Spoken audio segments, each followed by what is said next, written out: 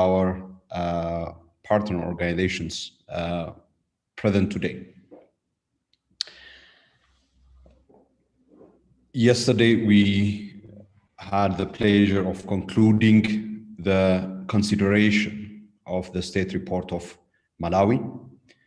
We received the responses from the delegation of Malawi on the questions that members of the Commission raised on the State Report of Malawi as part of the review of the human rights situation in Malawi for the period 2015 to 2019. We also had the opportunity to get presentations of activity reports of members of the Commission. From the presentation of the activity reports of members of the Commission, we also had the benefit of reflections on human rights issues as they relate to various areas, thematic areas of responsibilities of members of the Commission, as well as the countries for which members of the Commission who presented their activity reports have been monitoring. Today, we would have two agenda items. The first agenda item is item 5 on panels and launches. And then after that, we would proceed to consider item 3 on the human rights situation in Africa, during which we would be receiving the statements of states parties, NHRIs and civil society organization, and then we would have another panel. So it is, the 7th day is a day of panels for today. The first panel would be a joint panel on violence against women in vulnerable situations, organized jointly by the Special Rapporteur on the Rights of Women, Commissioner Manuela, and the Special Rapporteur on Refugees, Asylum Seekers and Migrants and Internally Displaced Persons, Commissioner Maya. I would therefore, without any further ado, in the interest of time, hand over the floor to Commissioner Manuela, who would be moderating this panel. Commissioner Manuela, you have the floor, please. Thank you very much.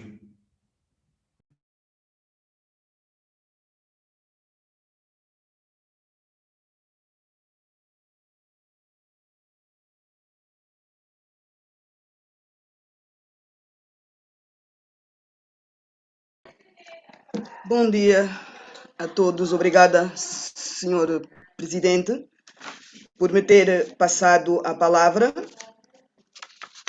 Bom dia, caros membros dos Estados, delegados dos Estados, das instituições nacionais de direitos humanos, das organizações de sociedade civil, caros colegas, membros do secretariado.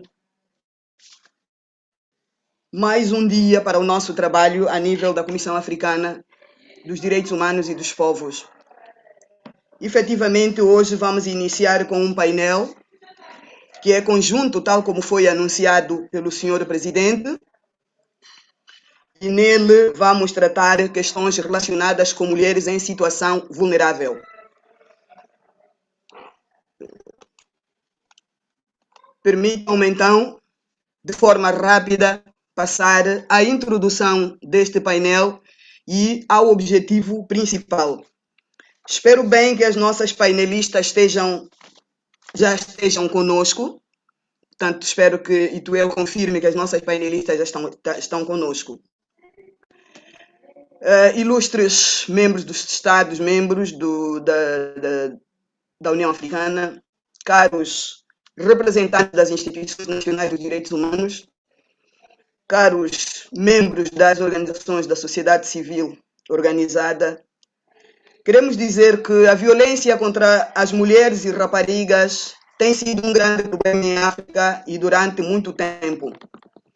As mulheres têm sido sujeitas a várias formas de violência baseada no gênero, violência sexual, física e emocional, tanto no espaço privado como no espaço público. Estudos demonstraram que 1/3 das mulheres africanas foi vítima de violência doméstica, física ou sexual. A maioria delas, em África, também sofrem pelo menos uma forma de violência durante a sua vida, e a maioria das vítimas vive silenciosamente com as consequências, sem qualquer ajuda ou reparação, enquanto algumas até acreditam que isto é normal, que lhes deva acontecer. Este tipo de situações afeta todas as categorias de mulheres, incluindo mulheres em situação vulnerável, tais como refugiadas, deslocadas, migrantes, prisioneiras, viúvas e mulheres em zonas de conflito. Estas mulheres vulneráveis são geralmente vítimas de violência física, sexual e emocional. Em situação de conflito, a violação é usada como arma de guerra e as vítimas são, na sua maioria, mulheres e raparigas. Noutros espaços, como campos de refugiados e deslocados internamente, prisões, centros de detenção, as mulheres também sofrem espancamentos e o sexo é usado como meio de acesso a certos serviços e produtos vitais, incluindo rações alimentares. As mulheres no corredor de morte são também sujeitas à violência emocional, enquanto aguardam nos corredores da morte durante muitos anos por crimes que não cumprem o padrão dos crimes mais graves ao abrigo do direito internacional ou por reagirem contra os seus agressores. São também sujeitas a longas penas de prisão solitária, são inibidas das visitas familiares e não lhes é facultado o acesso a produtos de serviço básico, incluindo produtos sanitários. Outros fenômenos é a violência contra as mulheres no espaço físico. Estudos demonstraram também que um número alarmante, mas incontável de mulheres é especificamente visado porque estão empenhadas na vida pública. Elas sofrem de assédio, intimidação e violência simplesmente porque são mulheres e politicamente ativas. Estes atos de violência são geralmente dirigidos a mulheres que se candidatam a cargos ou participação política. Tais atos criminosos têm, ao longo dos anos, atenuado as aspirações políticas de muitas outras mulheres e raparigas e impedido também que as vozes das muitas mulheres sejam ouvidas em espaços públicos. A situação de violência contra a mulher e rapariga foi exacerbada durante a pandemia de Covid-19 devido às várias medidas de bloqueio impostas pelos governos para conter a pandemia. As mulheres refugiadas, deslocadas, migrantes, bem como as que se encontram em prisões e centros de detenção, não foram assistidas, não tiveram os cuidados e a proteção adequados durante esse período. Algumas trabalhadoras domésticas migrantes foram mesmo expulsas das casas dos seus empregadores sem qualquer proteção, o que as deixou traumatizadas e vulneráveis.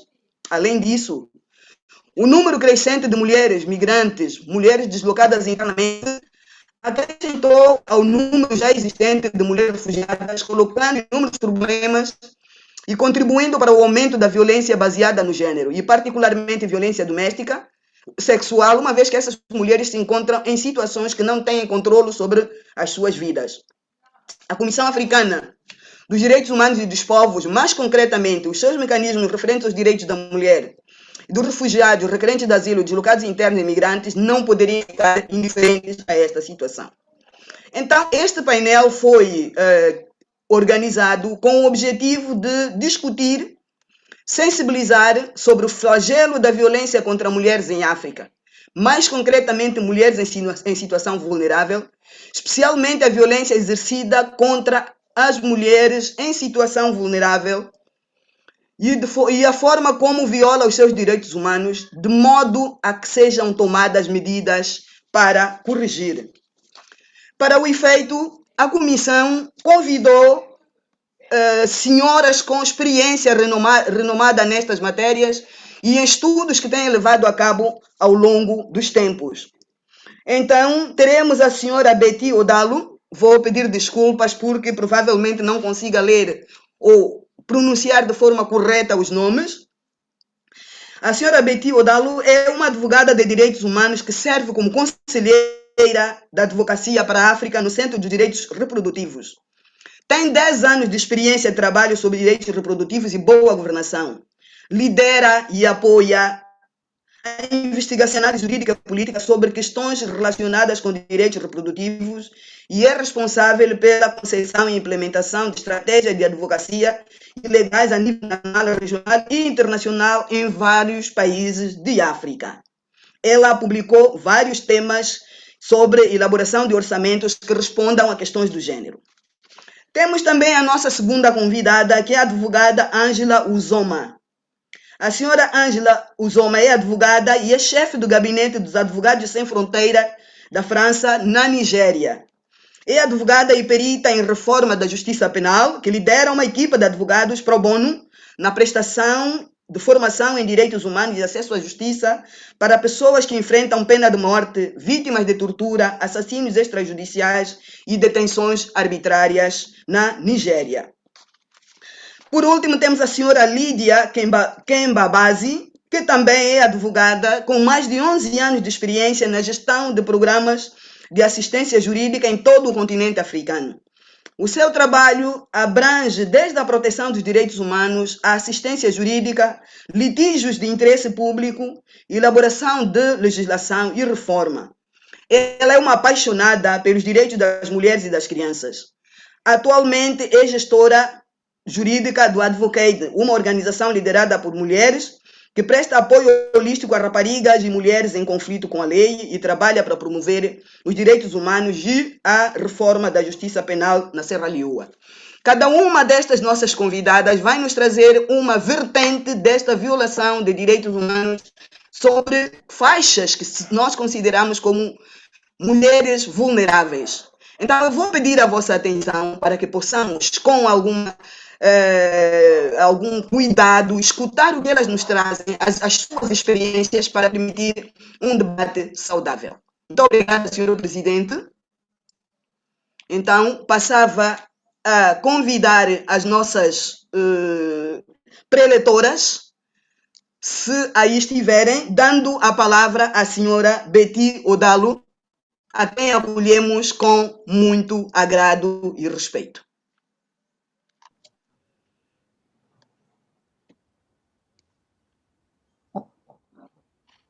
Thank you very much. I believe everybody can hear me okay? Yes? Okay. So good morning and good afternoon, honorable members of the Commission and everyone listening. Estamos sim, senhora Betty. Thank you. I'd like to thank you all very much for the opportunity granted to the Center for Reproductive Rights to share about the reproductive health and rights of women and girls who are affected by conflict and those in humanitarian settings in Africa. And so one of the aim of the Center's work on conflict is advocating for improved access to comprehensive sexual and reproductive health services and information, so SRHR in short, for women and girls who are affected by conflict and displacement due to conflicts. And we document evidence on how real women and girls SRHR are affected by conflict and displacement. And then we shed light on how human rights obligations and principles, when implemented, can enable these women and girls to better access SRHR services and information in practice in their daily lives. And so today I'll share about the findings documented in a report that we at the Center, along with our partners in Nigeria, the Legal Defense and Assistance Project, conceptualized and developed between 2017 and 2019, mainly investigating the challenges that women and girls in Northeast Nigeria face with regards to their SRHR due to the Boko Haram conflict and because of the displacement that has been occasioned by this conflict. And so led up, our partners and the Center undertook field-based research on human rights, and we documented interviews with a focus on 4 states, so Borno, Adamawa, and Yobe, which are the co-affected states by the Boko Haram conflict, as well as Abuja, where the humanitarian coordination efforts in the country are headquartered.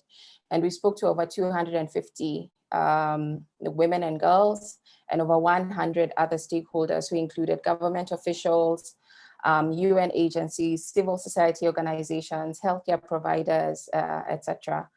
But I'll also reference additional examples, a few of them from the Center's work in Northern Uganda, where we undertook a scoping study in 2019, basically to inform implementation of a pilot project on implementation on accountability in access to SRHR services and information. And the pilot is currently being implemented in Adjumani district, although our scoping study covered several refugee settlements, 5 settlements to be particular, in Adjumani, in Arua, and in Gulu districts, which were mostly hosting refugees from Southern Sudan and other countries, including the DRC and Burundi. And in Uganda, we also spoke to women and girl refugees. And like in Nigeria, we spoke to government officials, UN agencies, civil society organizations, and healthcare providers. So that's a bit of the background. But having said that, the following are some of the findings that we made regarding the SRHR of women and girls affected by conflict and those in humanitarian settings, particularly on sexual violence and accountability for sexual violence. We found in Northeast Nigeria significantly high incidences of recurring sexual and gender-based violence, and this included rape, and also included sexual exploitation in exchange for food, in exchange for water, in exchange for feminine hygiene products, and in exchange for life-saving medicines. And this we found in all 4 states that our fact-finding covered. We also found that these incidences occurred without impunity.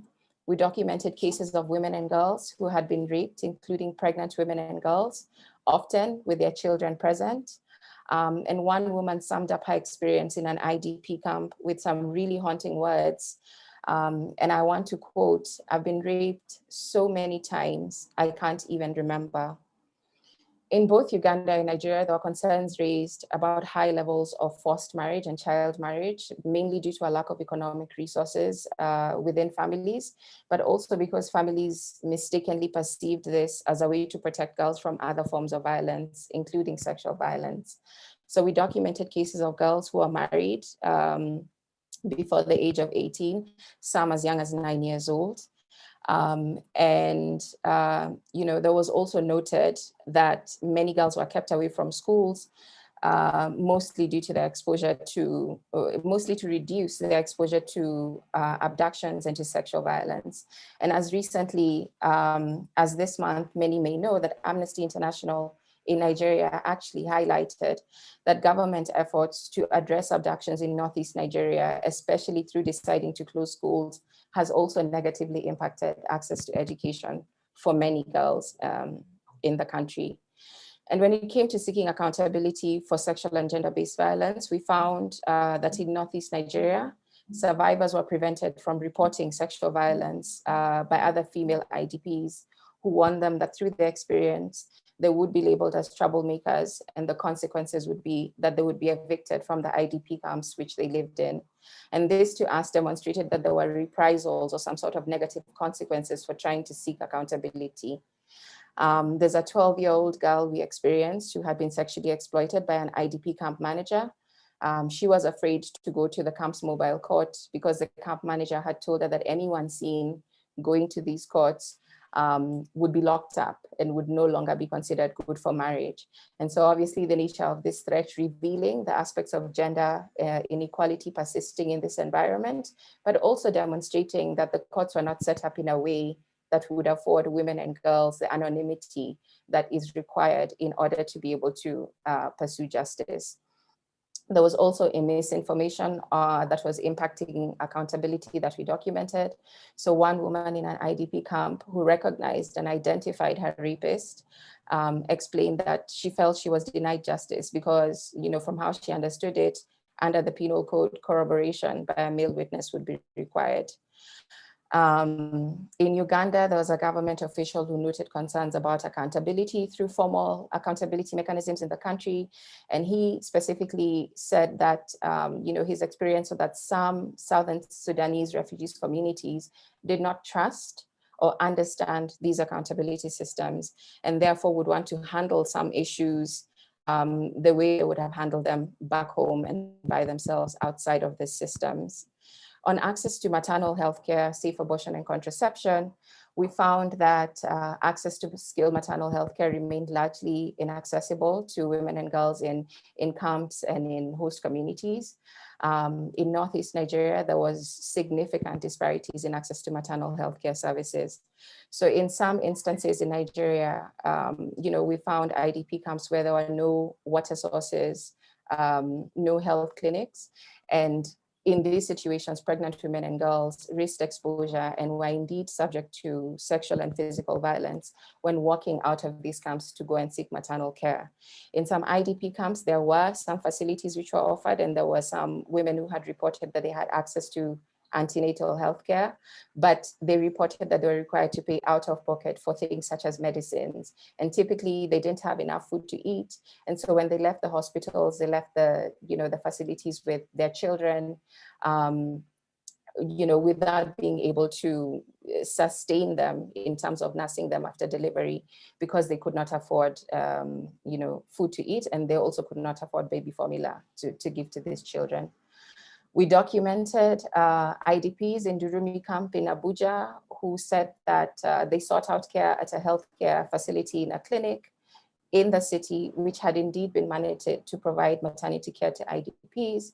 But, they found that they were routinely detained in the facility for inability to pay their hospital bills. So they recounted an instance, for example, where a woman who had gone to the facility had actually been detained and died while she was in detention at the hospital. But, they would not release her body to her fellow IDPs until they had raised the money to pay the bill.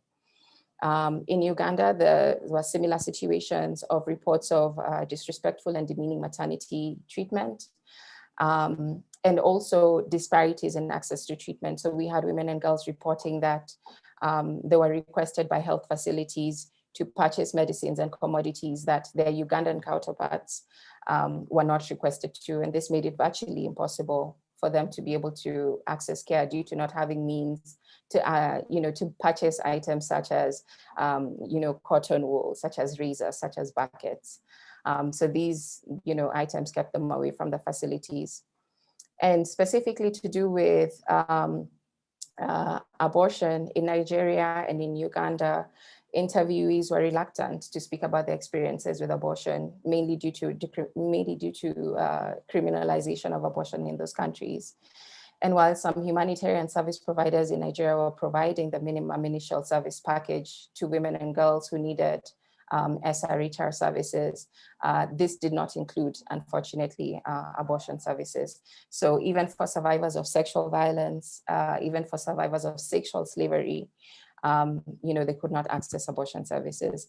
And when they were pressed about the implications of this, the service providers, given the widespread rape and forced pregnancy of women and deliberate abductions, the humanitarian service providers said they would typically refer these women to other local providers, but they couldn't really speak to the results of those referrals. And the reality that we documented is that most of these women and girls resorted to unsafe abortions. In one refugee settlement in Uganda, we learned about a practice that had been adopted by the health facility there that really discouraged women and girls from going to seek services. So the facility did not offer abortion services, but offered post-abortion services. But due to scrutiny by the community, whenever a girl came in and a woman came in that needed post-abortion care, the health facility would find the block where the girl lives or the woman lives and inform the leaders of the services that they were providing. And so, these are just a couple of examples. We documented examples about women feeling pressured to give birth and falling pregnant several times, despite the fact that they had no access to food, water, other pressing needs because of a lack of access to contraception. And in Uganda, we documented as well that there are women who felt pressured to give birth, and they were prevented from accessing contraception because there was a pressure to name each subsequent child after somebody who had died during the conflict. And there's really much more in terms of findings, but in light of this and bearing in mind the human rights obligations of African states to respond to violations such as these, and there are a couple of recommendations that we make. The first recommendation is that the government of Nigeria and other African states, indeed, that are hosting women and girls who are affected by conflict and in humanitarian settings, as well as humanitarian service providers, should come together to prioritize and ensure availability, accessibility, and acceptability of quality sexual and reproductive health services and information, and to do so without discrimination, and to ensure that this is a standard part of humanitarian responses. So this includes ensuring that these women and girls have access to maternal health care, safe abortion services, post-abortion care, whether or not abortion is legal, and immediate access to appropriate, obviously, medical and psychosocial care. We recommend that the government and humanitarian service providers ensure that in their design, implementation and evaluation of humanitarian responses, they include the meaningful participation of these affected women and girls, just so that these responses are really catered to and are attending to the real needs of these women and girls. We also recommend that the African Union call for, and certainly governments and humanitarian service providers implement a human rights-based approach to accountability. And this can only be realized if affected persons are facilitated and enabled to make their claims for SRHR, so through awareness raising or through education on SRHR. If these persons are enabled to make complaints whenever they feel that their SRHR has been violated, if duty bearers are compelled to respond by offering remedies or by instituting changes, and if these remedies are able to be monitored for sustainability. Commissioner Manuela, I'm just about to finish. One last recommendation. So the last recommendation, apart from specifically recommending that the government put in place measures to respond to sexual and gender-based violence, is that in order to aid governments to achieve these recommendations, we call upon the African Commission, and we recommend to the African Commission to take up the task of developing and adopting a general comment on the SRHR of women and girls in conflict settings, so that they can provide guidance to states on how to protect and fulfill these reproductive rights in accordance with Article 11 of the Maputo Protocol. Thank you very much for listening. I'll share my email with the Secretariat for anybody who would like copies of these reports. It's available in French and English. Thank you very much.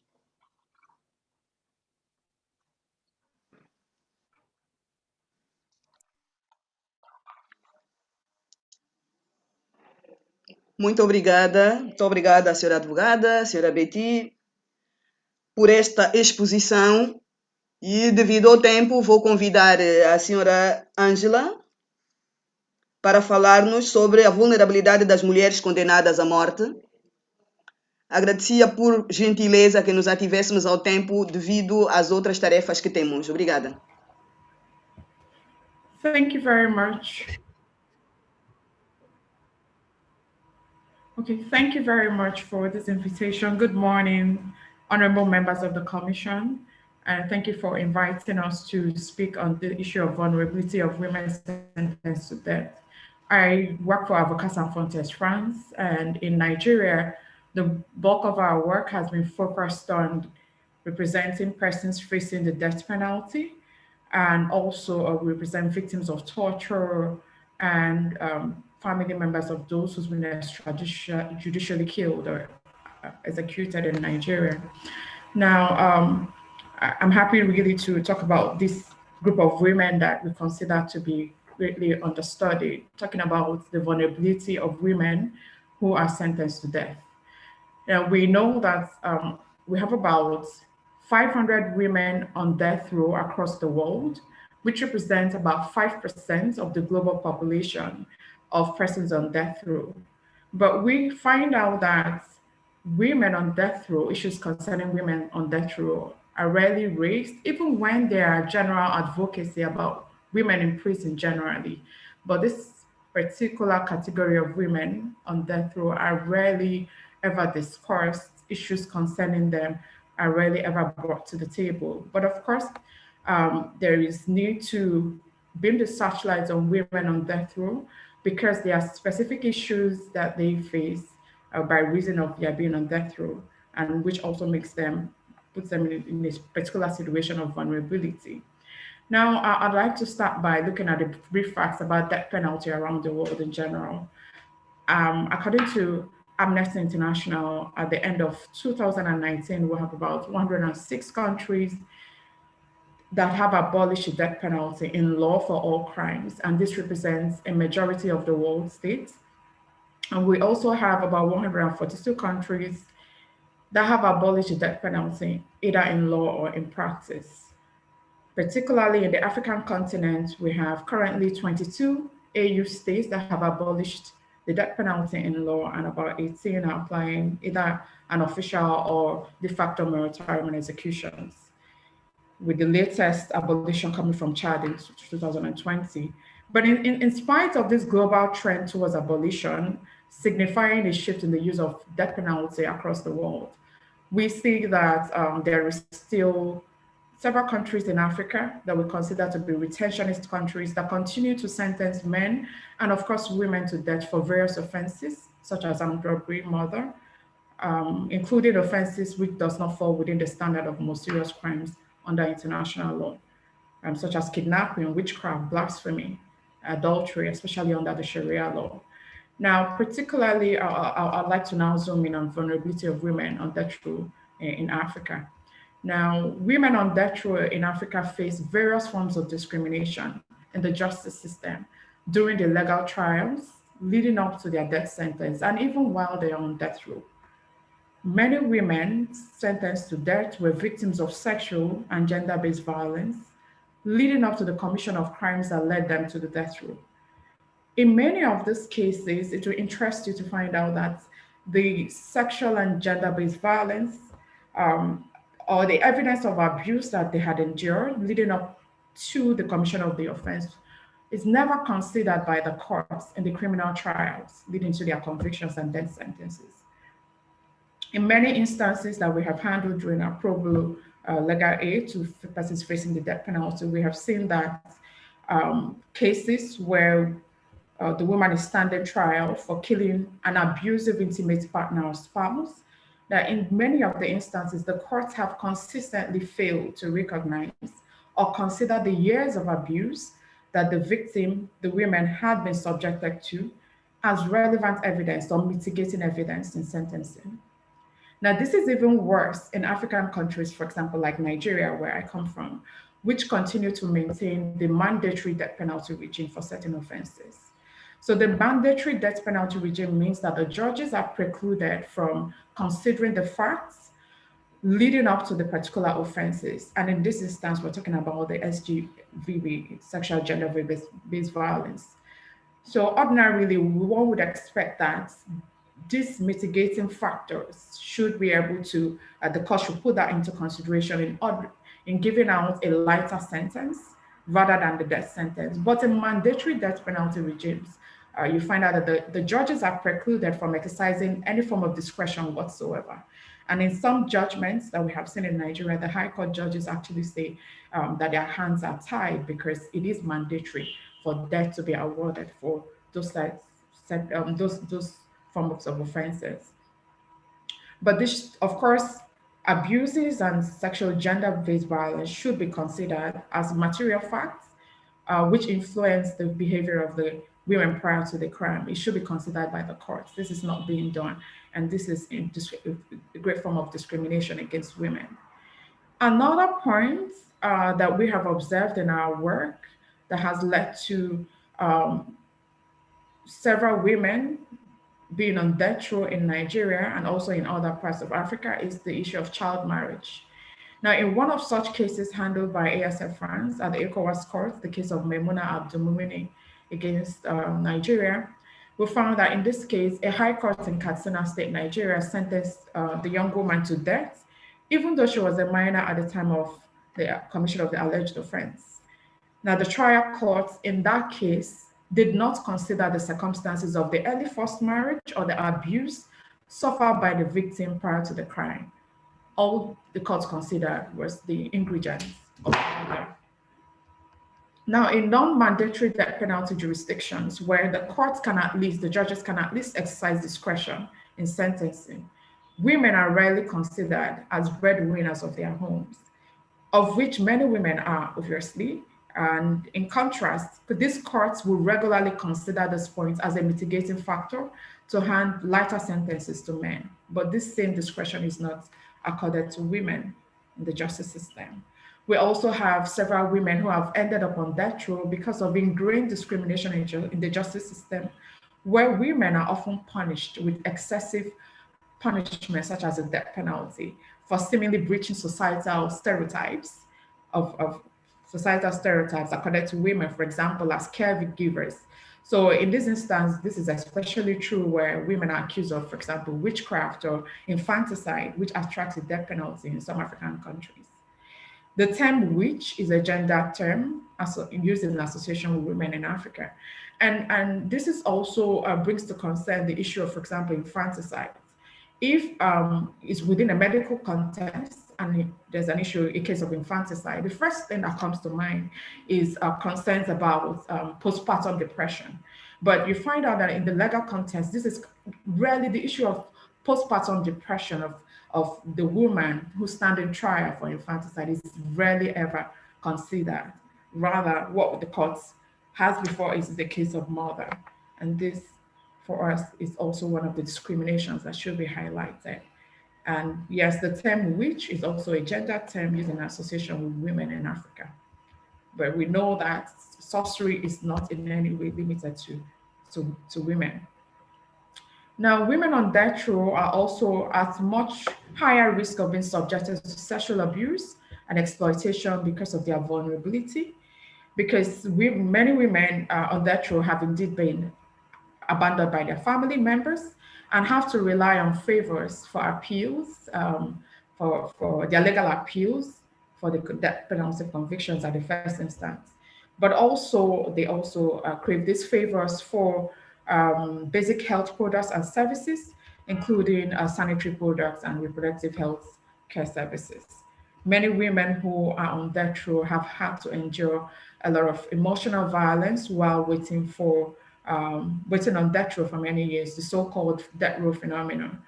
And in this instance, we see that there are also a lot of women who have been subjected to solitary confinement and denied family visits. Closely related to this is the issue of what I call the economic and financial imbalance between men and women standing trial for capital offenses in Africa.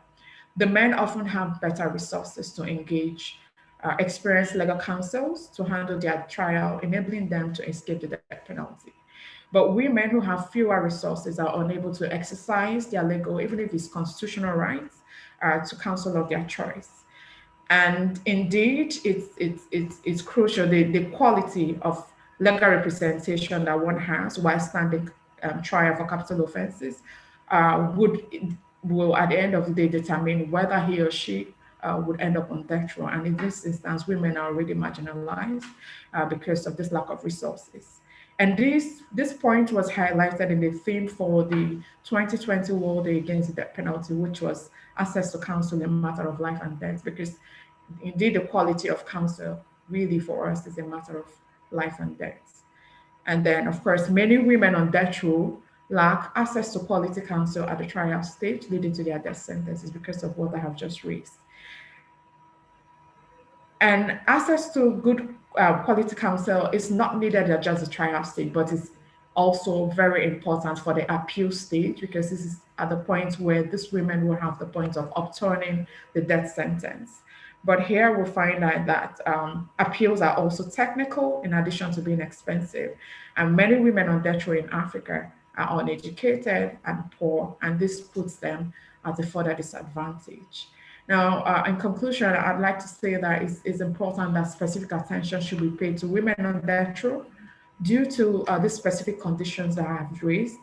They require support during their legal trials to understand the technicalities of a criminal trial, to enable them bring forward their best defense possible. And also they require support to appeal their death sentences. And most importantly, we insist that the criminal justice system needs to recognize and consider the effects of abuse, gender-based violence, and trauma leading up to crimes by women, to ensure that these women are not subjected to further discrimination and injustices by reason of their gender.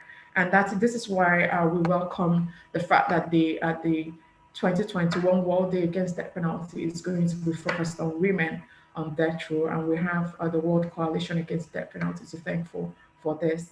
And for us, we believe that several women who are on death row across Africa should indeed really be receiving support for various forms of mental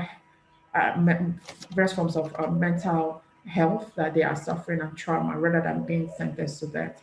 And most of these instances, we view that when society fails to support these women, we view that as double discrimination and punishment for these women. Thank you.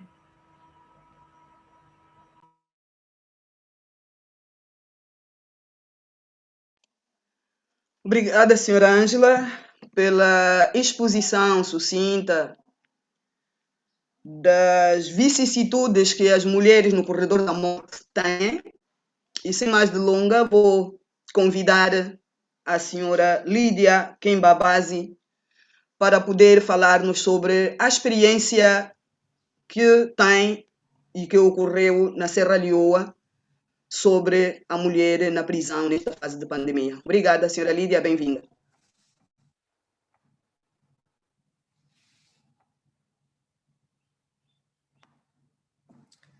Good morning, good afternoon, honorable commissioners, present, panelists, participants, and all members who are present. I'm going to request to turn off my video. It is affecting my connection. I hope I will be allowed.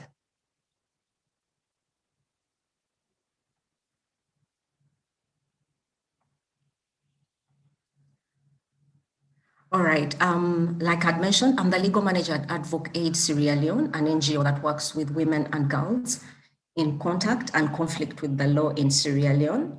And today here, I'm representing Advoc-Aid, but also the Women in Prison Network. We are very honored to be part of this panel discussion of violence against women in situations of vulnerability, but specifically on the issue of women in prison. I'll be discussing findings that Advoc-Aid took with Cyrus Vance Center for International Justice on causes and consequences of women in prison in Sierra Leone, as well as how the COVID pandemic has exacerbated the situation of vulnerability of women in prison. The prison network, the Women in Prison Network established by the Vance Center, includes individual advocates from a total of over 27 countries, representing all continents, including previously incarcerated women. In relation to Sierra Leone, we noticed that to address the knowledge gap why women, though representing a minority of the global population, their imprisonment had been growing rapidly, Vance Center and Advoc-Aid conducted a year-long participatory research study of causes and consequences of women imprisonment in Sierra Leone. And in order to learn about how the findings apply to other countries, the Vance Center also organized an online workshop with members of the Women in Prison Network, including Nigeria, Kenya, Sierra Leone, Gambia, Malawi, and Tanzania. And in general, it was found that the situation and experience in Sierra Leone is not only unique to Sierra Leone, but the experiences are the same across the continent. In Sierra Leone, we found criminalization of poverty is one of the leading causes of over-incarceration of women, noting that women who are economically disadvantaged have caretaking responsibilities, and most of them commit economic or petty offenses to meet their family's basic needs. This was also the same in Kenya and the Gambia, where many women are arrested for petty offenses like hawking or selling liquor. And most of these women who participated in the Sierra Leone study, 34% were in prison for petty offenses.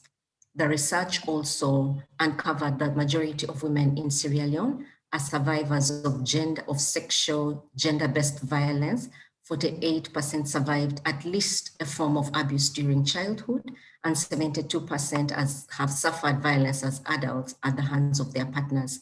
And also prior experiences of abuse and violence in prison are common across the globe and across Africa. The majority of incarcerated women also are on pretrial detention, with 62% of women who participated in the study awaiting trial. The network also agrees that most countries make excessive use of pretrial detention, while in certain countries like Malawi and Kenya, who have reported some degree of improvement, others say their countries had not progressed in this respect. And also the research finally highlighted how police misconduct impacts on the lives of women in contact with the criminal justice system. And this, of course, poses severe challenges for women after they leave prison. This includes example of women who are sex workers are increased risk of violence at the hands of police, or some people being told to sign confessions in promise of being released, or being denied bail unless a bribe is paid. Of course, this further underlines how structural inequality and gender discrimination have a fundamental impact on women in coming into contact with the law and their post-release experiences. And now looking at the COVID pandemic, we know that we're still stressing with the pandemic, and it has still exacerbated issues not only in Sierra Leone, but across the continent. The response to the COVID-19 pandemic across the global south as it relates to women in prison has generally been inconsistent and patchy. Where actions have been taken, many appear to be targeted at the population in prison in general, without proper consideration as to how these responses should be tailored to address specific needs of prisoners, especially the women. In Sierra Leone, of course, overcrowding in prisons is common and can easily contribute to the spread of disease. Even in correctional centers that are rarely overcrowded, we know that water supply and sanitation can be a challenge. There are also serious risks to the safety and health of women in prison across Africa if they continue to be left out of government policies, including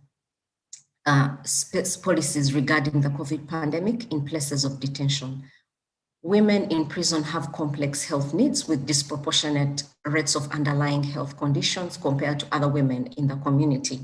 This, in fact, coupled with overcrowded and unhygienic prison conditions in every corner of the globe, puts women at a high risk of contracting the COVID-19 virus. Still on the same, would like to also commend, of course, the government of Sierra Leone, which after a discussion with the research findings, invited Advoc-Aid to participate in a national assessment of all correctional centers and doing a full prison audit to ensure that now, not only for the pandemic, but post-pandemic, for having systems and some sort of arrangements that are in place that are in form and compliance with international standards. And we would like to commend the government for that. And we know that the recommendations that Advoc-Aid made and other organizations did, we know will effectively create new ways of managing the reform systems, the correctional systems, all to be in compliance with international standards. We noticed that COVID also effectively created new petty offenses, and accordingly, most women advocates have noticed that women are disproportionately affected under these charges. Advoc-Aid, at the request, of course, of NACOVAC, the body in charge of handling the COVID outbreak in Sierra Leone, was able to prepare guidelines on mask compliance using a public health approach, not a criminal response approach, because of the discriminatory effect and the approach that was being used, noting that COVID-19 was not going to be tackled using a criminal response, which would act counterproductive, but have a health approach towards it. Finally, as I conclude, our study found that women interviewed in prison all share similar social factors. They were mostly economically disadvantaged. They were primary caretakers of young children, survivors of violence. They are illiterate and most of the time with unmet mental health needs. The workshop held with members of women in the prison network has shown that the situation is actually not only unique to Sierra Leone, but across the globe and also across the continent. Therefore, we recommend that the government develop alternatives to incarceration and community-based non-custodial measures, which address pathways to women coming into contact with the law to allow them to maintain family ties and reduce some of the devastating consequences of imprisonment, while also likely being most effective for the state. Also to decriminalize and declassify petty offenses, take measures to reduce overcrowding in women's prisons, especially now with the pandemic, so as to slow the spread of the virus, but also to shield particularly vulnerable prisoners, including maybe the pregnant women, those with children, and also the measures to address overcrowding should include implementing early release or home detention schemes for those in pretrial detention and for persons convicted of less offenses, especially if they are vulnerable, such as persons with underlying health conditions and older persons. As I noted, most of the countries in the female population comprises non-violent first-time offenders who pose little danger to society at all. We also recommend that there should be a provision of access to proper and adequate medical health care to women in prison. This includes mental health services, maternity and neonatal care, basic hygiene articles, and access to water for women should be ensured, given that the risk of COVID in prisons as a closed setting, sanitation should be very highly prioritized. As I conclude, women in detention, we notice that face severe risks regarding their health, safety, basic human rights as a result of the COVID pandemic. We respectfully call on the Commission's support in ensuring that this vulnerable and often forgotten group is not left behind during the COVID response. Under international law, states are required to consider and address the disparate impact on women of programs and policies within the criminal justice system. We should also develop strategies that take into account the special needs and vulnerabilities of women in contact with the law. And further research, of course, is required to better understand and address the causes of women in detention to improve the conditions of their imprisonment worldwide. I would like to respectfully then thank you, Commissioner Manuela, for chairing this session, and for all commissioners present and participants and panelists. Thank you for listening to me. I thank you.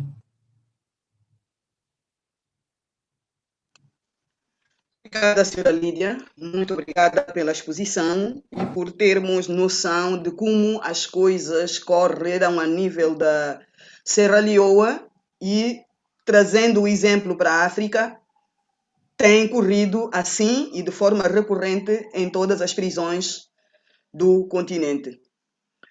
Senhor Presidente, vou agora abrir as inscrições públicas para, num espaço de 10, 15 minutos, se for permitido, podermos receber algum subsídio, alguma reação por parte dos integrantes desta sessão, antes de passar a palavra à minha colega, a decana, para poder fazer o encerramento do painel. Obrigada. Então, inscrições abertas para todos aqueles que quiserem reagir às questões que foram aqui levantadas pelas nossas preletoras.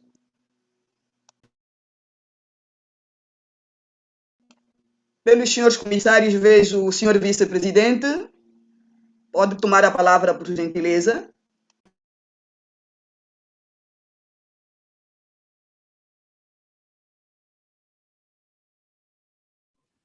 Oui, je vais être rapide.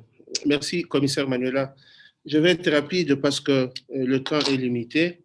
C'est avec un Je salue les interprètes, tous les amis commissaires, le président, parce que c'est la première fois que je prends la parole. Je vais être rapide.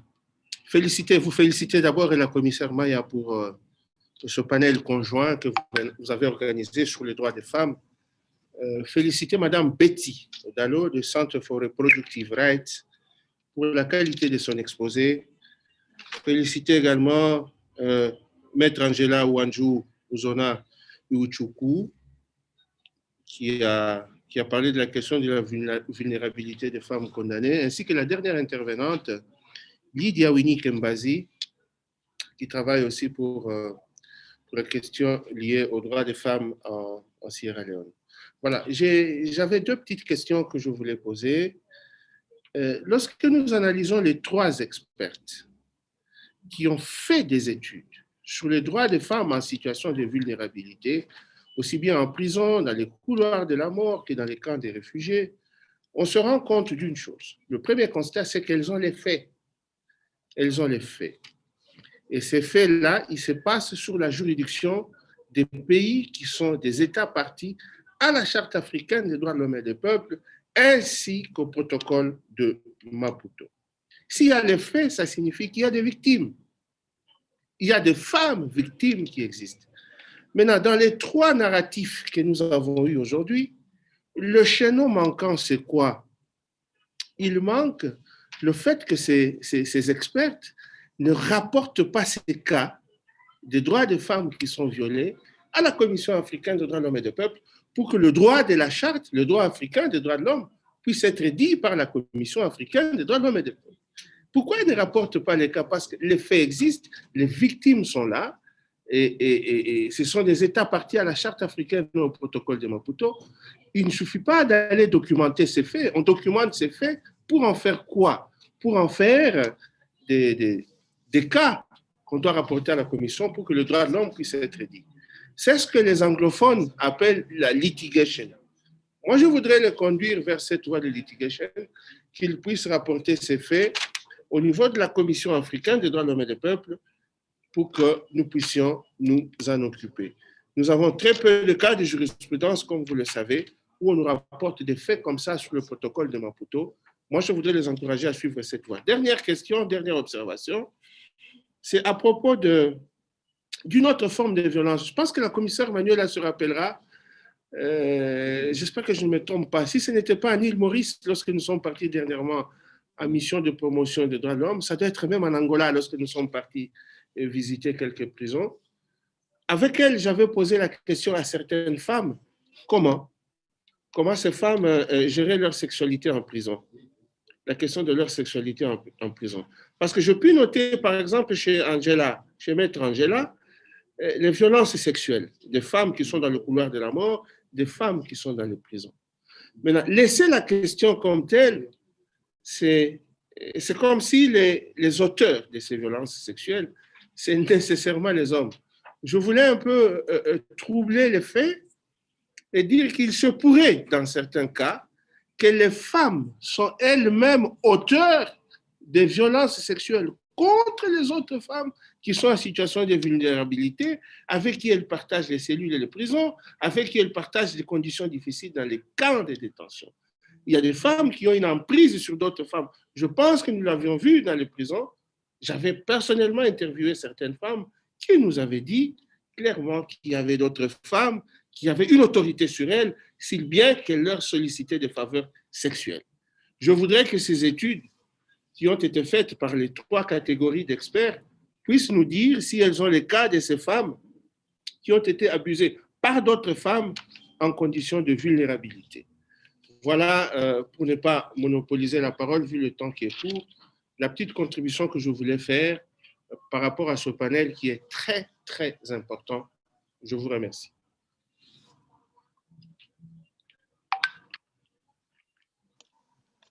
Muito obrigado, senhor vice-presidente. Não vejo mais nenhum pedido de palavra. Não sei se há alguma inscrição, portanto, só o centro que está a fazer gestão da conferência é que pode dizer-me. Se não houver, ok.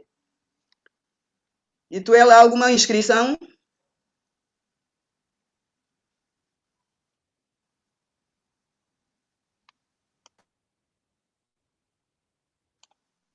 Penso que não há mais nenhuma inscrição, Senhor Presidente.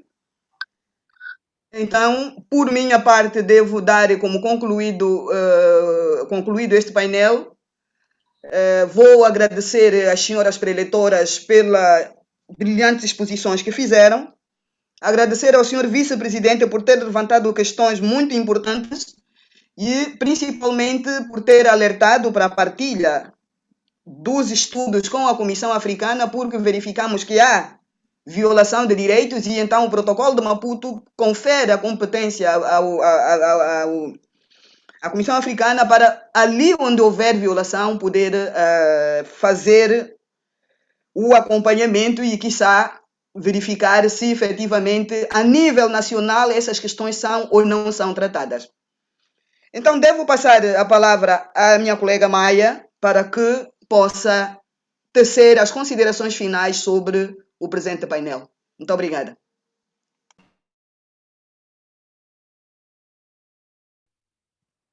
Merci, Madame la commissaire Manuela. Je voudrais tout d'abord saluer l'ensemble des commissaires, également tous les participants, représentants des États, des organisations de la société civile, également des agences humanitaires qui continuent encore à nous suivre autour d'une question très importante telle que les violences contre les femmes.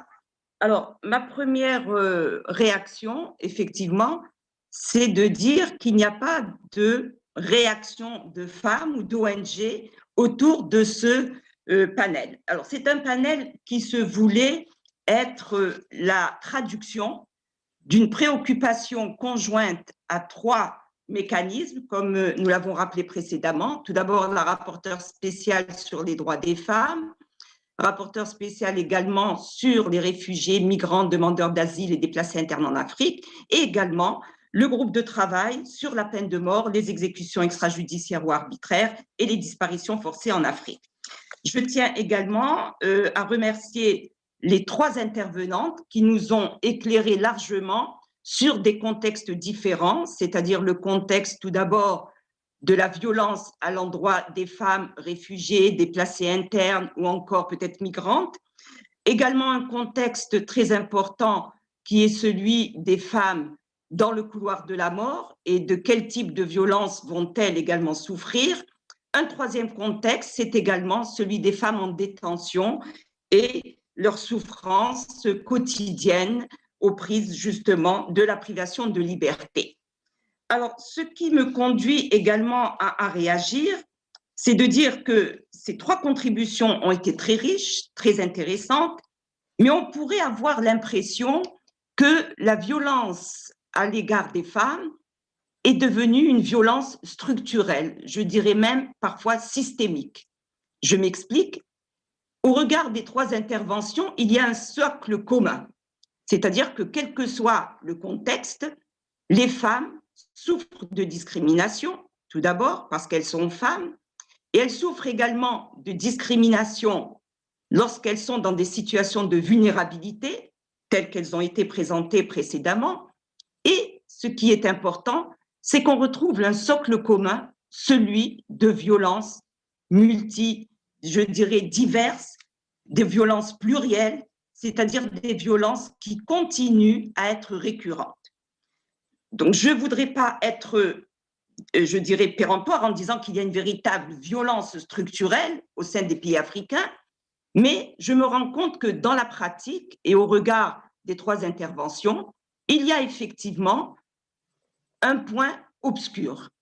C'est celui de l'absence de mécanismes de prévention en ce qui concerne la violence à l'égard des femmes. Alors, on a parlé je dirais, de la gestion un petit peu de cette violence qui est multiple, puisqu'on parle de violence sexuelle, on parle notamment de mariage précoce, on parle également au niveau des camps de réfugiés de l'absence d'accès aux soins de reproduction maternelle ou sexuelle. On évoque également le manque, je dirais, de soins pour les femmes en détention.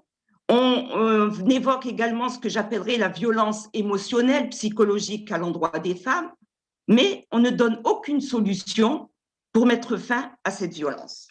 C'est pourquoi je voudrais dire qu'aujourd'hui, ce panel a permis de donner la parole aux femmes pour s'exprimer sur des situations récurrentes, des situations qui, malheureusement, ne donnent pas suffisamment d'intérêt au regard des États. Le vice-président a évoqué dans son intervention qu'il y a effectivement, au niveau africain, un certain nombre de textes qui protègent les femmes. Je voudrais d'abord évoquer effectivement la Charte africaine des droits de l'homme et des peuples, mais également le protocole de Maputo. Nous avons pour les petites filles la Charte africaine sur les droits et le bien-être de l'enfant. Donc l'arsenal juridique existe. Ce qui manque par contre, c'est la mise en œuvre notamment de ces textes, surtout en ce qui concerne la protection des femmes. Je voudrais également évoquer le fait que ces femmes victimes de violences doivent pouvoir s'exprimer. Ce qui manque justement, c'est l'invisibilité des souffrances que subissent ces femmes. Aujourd'hui, d'ailleurs c'est ce qui m'a un petit peu interpellée, il n'y a pas de questions autour de ce panel. Est-ce que nous sommes encore dans ce que j'appellerais le contexte, notamment de l'invisibilité, je dirais peut-être également de la non-expression autour d'un sujet qui, malheureusement, est un sujet récurrent en Afrique. On a évoqué également la situation des femmes pendant cette période de crise sanitaire, et il est bon de dire et de rappeler que durant la crise sanitaire du Covid-19, il y a eu une multiplication des violences à l'égard des femmes, qu'il s'agisse de violences conjugales, donc dans la sphère privée, qu'il s'agisse également de violences dans la sphère publique. Et beaucoup de rapports, justement, ont fait état de cette démultiplication des violences à l'endroit des femmes pendant la crise du Covid. Donc, les atteintes aux droits des femmes se sont multipliées sous différentes formes et cette violence continue encore une fois à être impunie.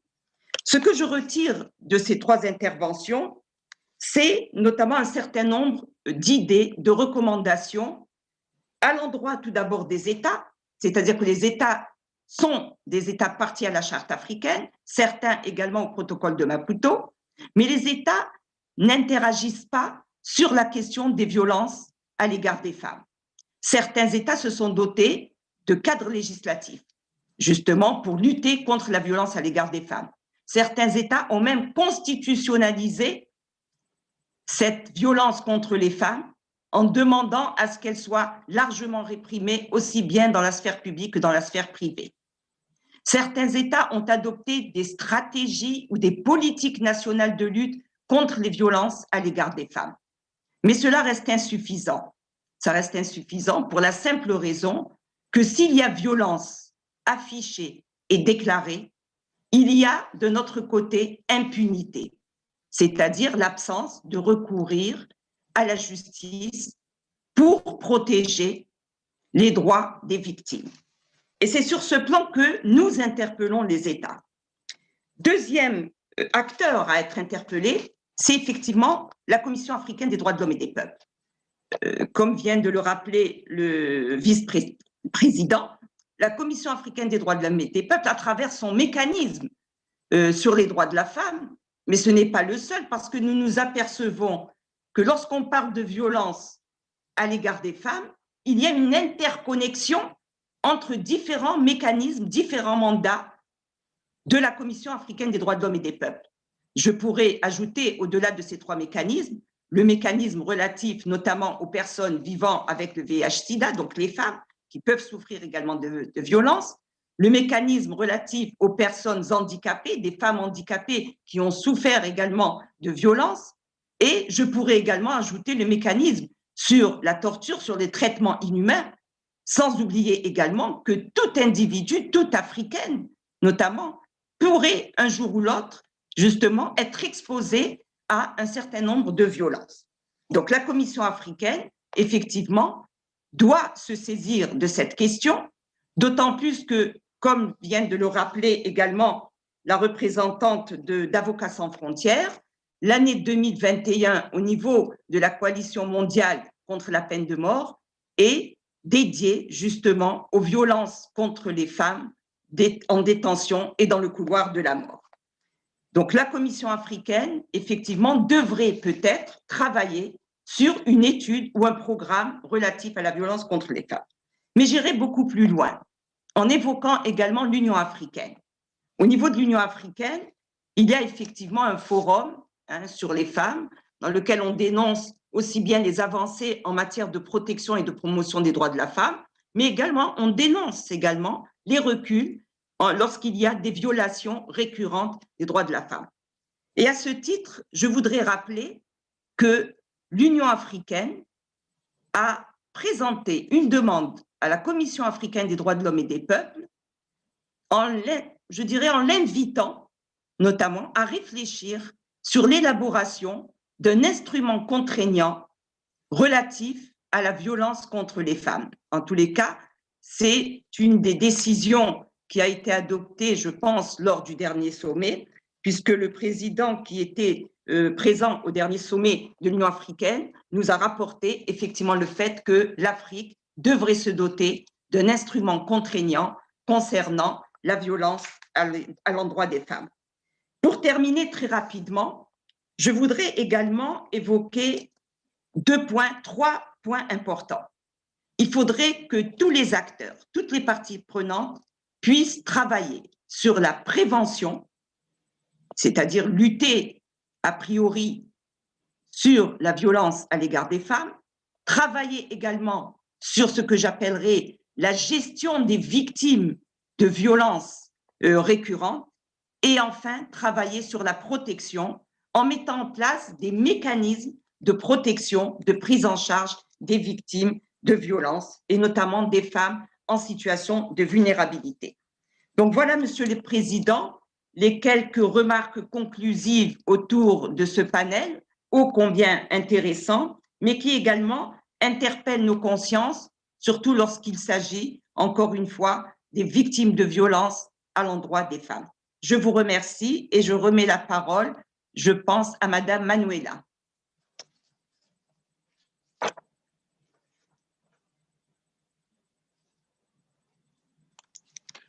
Obrigada, senhora comissária. Então, devolvo a palavra ao senhor presidente, porque terminamos o painel conjunto sobre a mulher, a situação da mulher vulnerável a nível de África.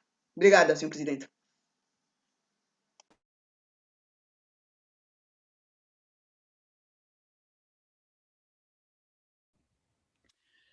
Thank you very much to you, Commissioner Manuela and Commissioner Maya. Also, not only to the value of this panel, which highlighted a very specific area of concern for the African Commission, but also for putting this panel jointly, the two mechanisms that you both lead. I think moving forward, it sets a good example for other African Commission to do things jointly and also highlighting the intersection between our different mandates as well. So thank you for setting that example for all of us. This panel also highlighted, as Commissioner Maya said, issues affecting women in vulnerable situations. Women, as Commissioner Maya rightly said, as it is, suffer from various forms of discrimination, resulting from not only deliberate policy action of states, but most importantly, due to social, economic practices of members of society. Now, when you add, that kind of situation of women to another form of vulnerability, then you have double burden and double discrimination that women in vulnerable situations face. So the need for addressing the plight of women and the structural conditions that put women in a condition of inequality in a condition of discrimination need to be tackled head on. And the structural conditions that put women in disadvantage need to be addressed. And of course, in doing so, we have to pay attention to the various conditions of vulnerabilities of women in different places. So women in, internally displaced women, refugee women, suffer more disadvantage. Similarly, women in detentions, women in prisons, women in death row, they also have a higher level of disadvantage than others. And these need to be factored in the effort towards addressing the multiple levels of disadvantage that women suffer in our societies.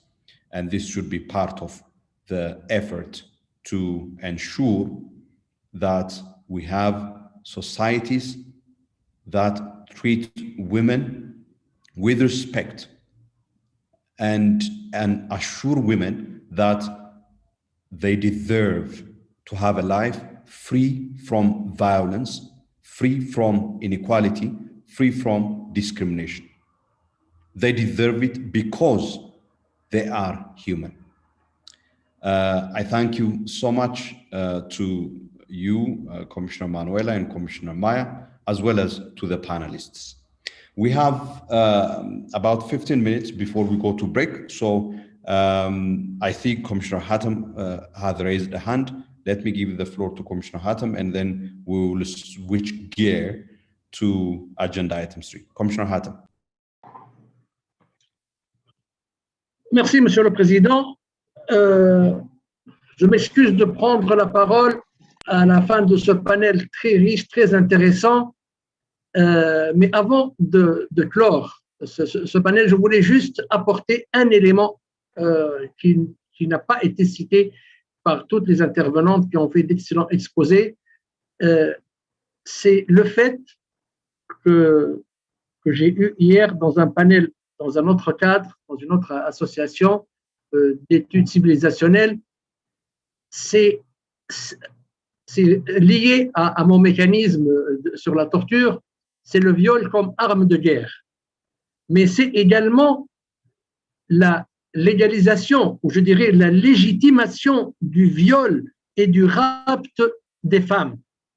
Parce qu'actuellement, dans l'esprit de groupes terroristes qui agissent au nom de religion, alors je pense à ce qui se passe au Nigeria, à ce qui se passe au Mozambique et dans d'autres contrées du Sahel, ces groupes terroristes ont comme principe que lorsque un territoire est déclaré comme une terre de guerre, les biens des gens sur ce territoire-là et les femmes et les enfants sont considérés comme un butin qui est légalisé. Alors, ceux qui parlent l'arabe connaissent bien ce terme-là, as-sabaya. Alors, le fait d'enlever des femmes, alors on peut les offrir au chef de guerre, on peut les offrir à celui qui commande, et ça a toujours été légalisé. Donc, cette idée a été abandonnée, bien sûr, au cours des siècles, mais ces groupes-là, aujourd'hui, au XXIe siècle, plus de cela. Et nous avons des cas au Mozambique aujourd'hui, dans certaines zones de l'Afrique sahélienne, et donc il faudrait combattre cette idée-là de légalisation du rap comme butin de guerre. Voilà, c'est la nuance que je voulais juste introduire dans ce panel. Je remercie l'honorable commissaire Manuela et toutes les intervenantes, ainsi que vous-même, Monsieur le Président. Je vous rends la parole. Thank you very much, Commissioner Hatem, for bringing an important dimension of particular concern, particularly in regions where certain forms of armed conflict involving terrorist groups that misuse religion take place. Okay, if we are done, colleagues, then we can move to the next agenda item, which is on item 3. Senhor Presidente, Yes, Commissioner Manuel. tanto devíamos permitir que as intervenientes pudessem dizer alguma coisa e depois despedir-se de nós. Para além de que há uma ONG que foi pedindo a palavra, mas foi depois de nós termos encerrado. Não sei se lhe será permitido colocar a sua questão ou não. O que é que acha? Deixa a sua consideração.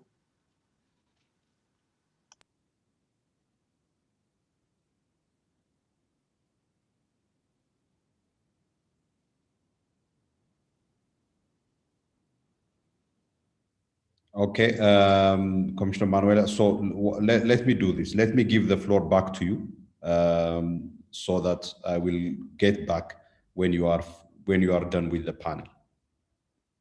So I hand back the floor to you.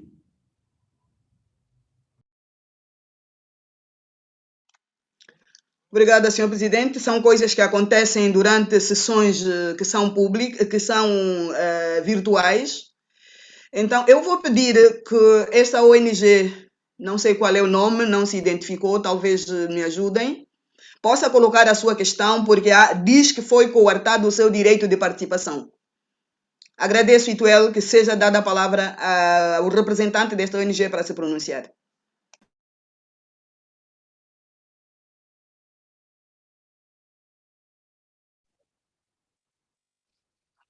Thank you, Commissioner Manuela. Can you hear me?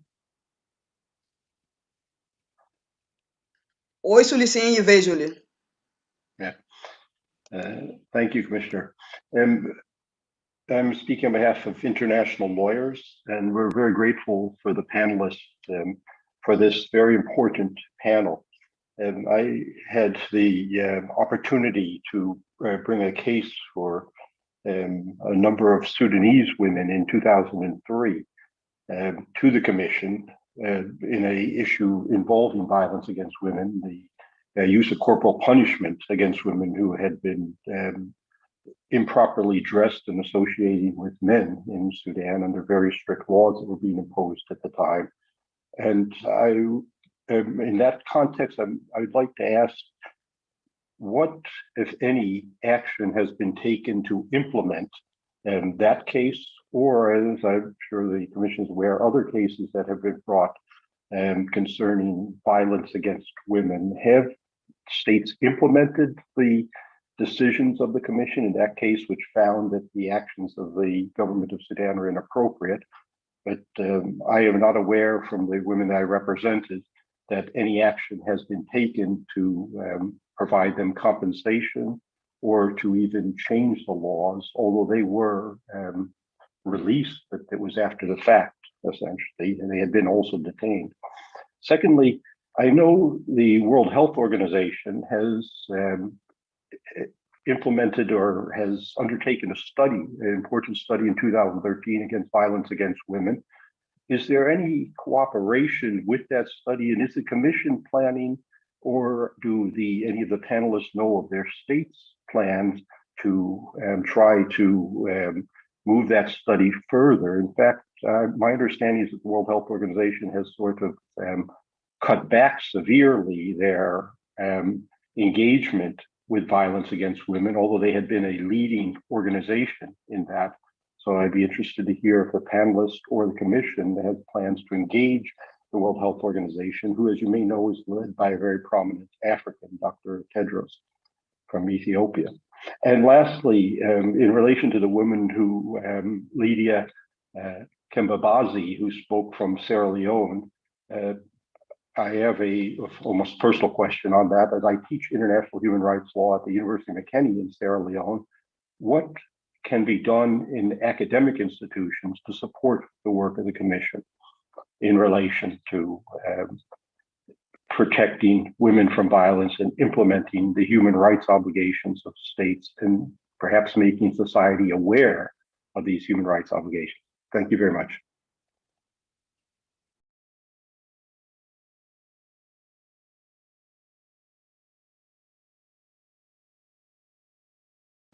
Obrigada, Sr. Curtis. grata pela sua intervenção e por nos ter recordado que em 2013 teria colocado uma questão à Comissão Africana e gostaria de saber se efetivamente as decisões tomadas pela Comissão foram ou não foram aplicadas. Neste pormenor pequenino, devo dizer que, tendo sido a sua organização uma parte interessada neste estudo, qualquer resposta que a gente tiver a nível da comissão e do secretariado, nós faremos, portanto, pela via própria, chegar até si para tomar nota daquilo que efetivamente a comissão teria feito até ao momento. Diz que foi em 2013, estamos em 2021, passados cerca de 8 anos, portanto, teremos que olhar para essa comunicação que foi feita para resolver ou para tomar nota da violência contra as mulheres sudanesas que não estavam vestidas de forma correta e que foram presas. Então, por via própria e porque é uma parte interessada, que foi o queixoso ou o representante dos queixosos, das vítimas, penso que por via apropriada faremos chegar as informações pertinentes sobre o caso. Vou agora ir rapidamente convidar as nossas 3 preletoras, cada uma delas com 2 minutos e meio, para ver se conseguem, dar resposta às questões que foram colocadas pelo senhor vice-presidente, pelo senhor comissário Hatem, e fazerem os vossos remates finais acerca do painel. Obrigada.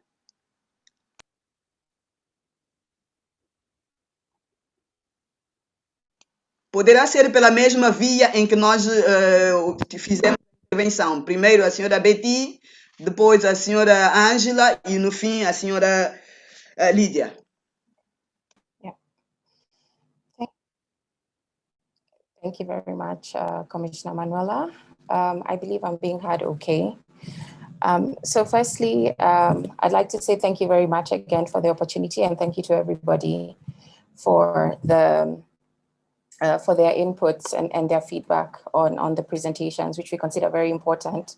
And of course, we'll take on board the proposals that are there that have been made to us. I would just like to mention very quickly that, we do recognize, and as the center and our partners in Nigeria led up that I mentioned, we approach this from a human rights-based perspective. And so we know that the sexual and reproductive health and rights of women and girls affected by conflict are protected by these complementary bodies of law, including the national laws, regional laws, international human rights law, international humanitarian law.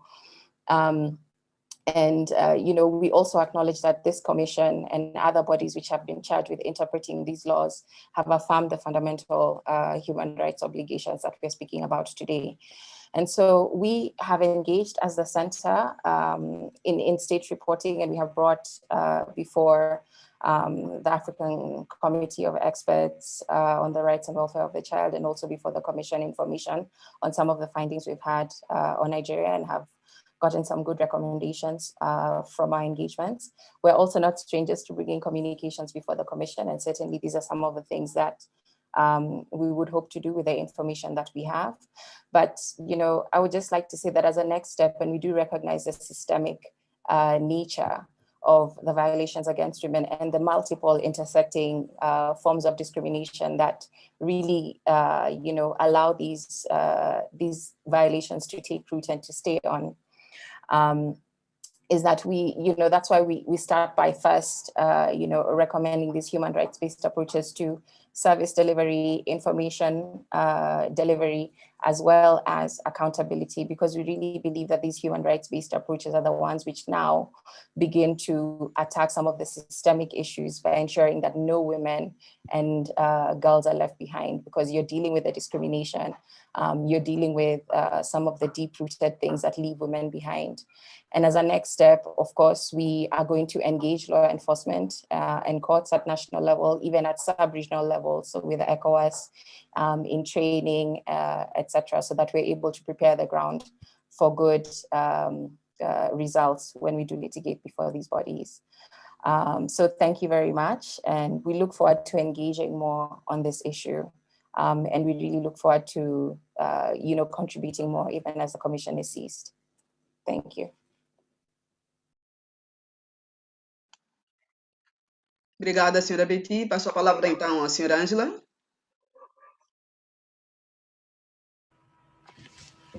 Thank you very much, Honorable Commissioner Manuela, for this opportunity for us to wrap up, and thank you for everyone who listened to us. Thank you also to the chairperson for giving us the opportunity to wrap up. So for us in Avocats Sans Frontières France, we think that the situation of women on death row require the specific, requires more study, and we should be more the searchlight on it, because the fact that there are fewer than men does not mean that they need to be forgotten, because they have the specific issues that need to be addressed. And then secondly, we also thank you for this opportunity, which we believe has given us the platform to highlight some of these issues. We are hopeful that member states who are listening and connected, listening to this particular conversation, will be able to start up conversations in their states, in their various countries, around the issue of women on death row. We know that so far this is currently understudied, and we welcome and encourage more study around this area. And most importantly, I'd like to reiterate the fact that women who have been abused for years and who later respond to this abuse should not be sentenced to death, because first of all, they have been failed by the system. We know that African countries are not doing enough to protect women from abuse and from their abusers as well. And when eventually they react, we believe that these facts should go to the heart of the trial, the criminal trial, and many of these women would in fact be able to avoid the death row completely. So we think this is a strong message that we'd like to pass across, that issues of trauma that are faced by women, issues of abuse, sexual gender-based violence that have led women to commission of these crimes or to be in conflict with the law should first be tackled at these levels before it even reaches up to the point of commission of crimes. And when indeed crimes have been committed, emanating from this, we believe that the justice system should, as a matter of fact, focus on these issues and look at it as a mitigating factor to avoid women ending up on death row. And those who are on death row require support, legal support, and also emotional support. So on this point, I'd like to thank you once more, Honorable Emanuela. Thank you so much. I'll be happy to also share my emails, and those who are interested in further discussing on these issues would be available also to continue. Thank you very much.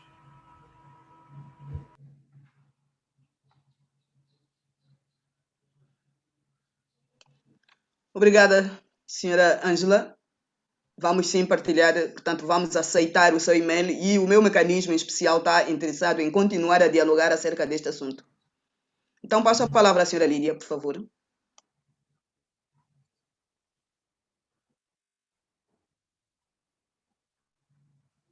Thank you, Honorable Commissioner Manuela. As I conclude, I would like to specifically mention that all states really, as mentioned, need to develop gender-specific alternatives to incarceration to avoid the harmful consequences of custodial sentencing on women, their families, and our communities. Such alternatives, of course, must recognize women's common history of violence, poor mental health, and should all be in line with international standards. In response to the question that Mr. Dobler asked, hopefully I pronounced your name right, I believe that the Commission and university students could engage each other practically through maybe reviewing state reports that Sierra Leone has submitted to the Commission, and also use the available mechanisms of the African Commission, specifically maybe the special rapporteurs, the committees that are available, engaging on whatever issue that is on the table, that students could actually take practical steps to engage the Commission other than having just theory. So that would be my recommendation in terms of what you think would be best on how students can engage the Commission. Thank you very much.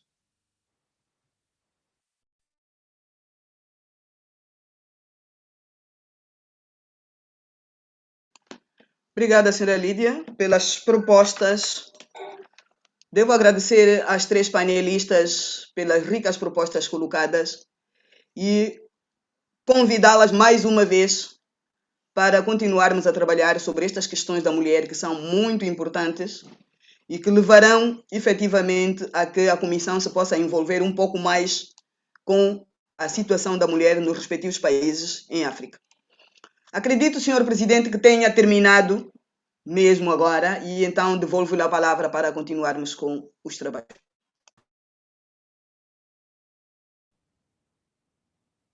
Thank you very much, Commissioner Manuela. I wish to extend my appreciation. Sorry. I would like to also extend my appreciation to the members of the panel. We are past the time we are allowed to for this panel. It's time now to take a health break. We'll be back in 1 hour. As I conclude, I wish to indicate to Mr. Dobler that I think what he wrote here is not something that I'm really happy with. This idea of reporting the Commission to other institutions. I don't know what you are implying or suggesting. This is completely unacceptable. This is an institution that is open for everybody, list of all civil society organizations. So, and the idea of reporting us to somebody, I don't know how you even think about that. So I totally reject this. I should state it, okay? Please do have respect for the institution that this commission is. I think it's extremely important. Thank you very much. And wish you all a pleasant health break.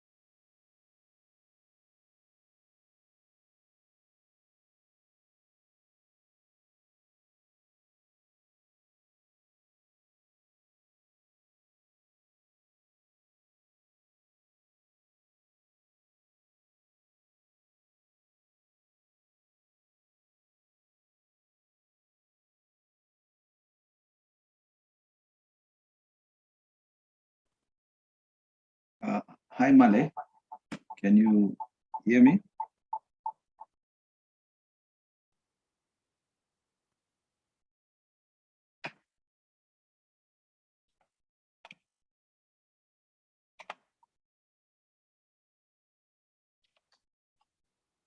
Okay, can you see me?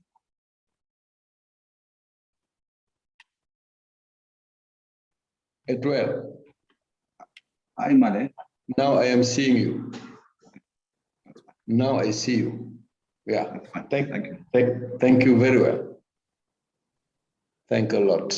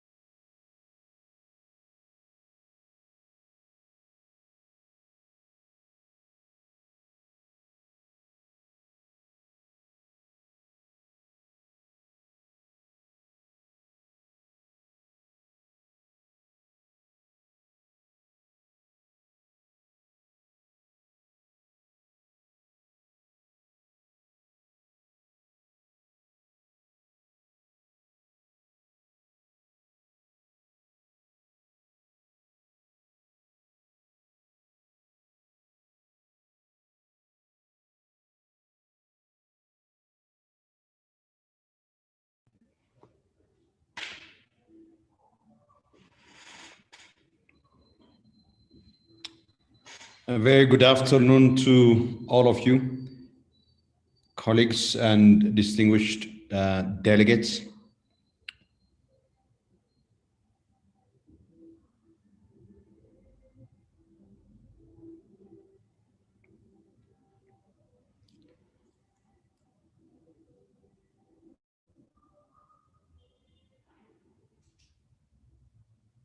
I do hope that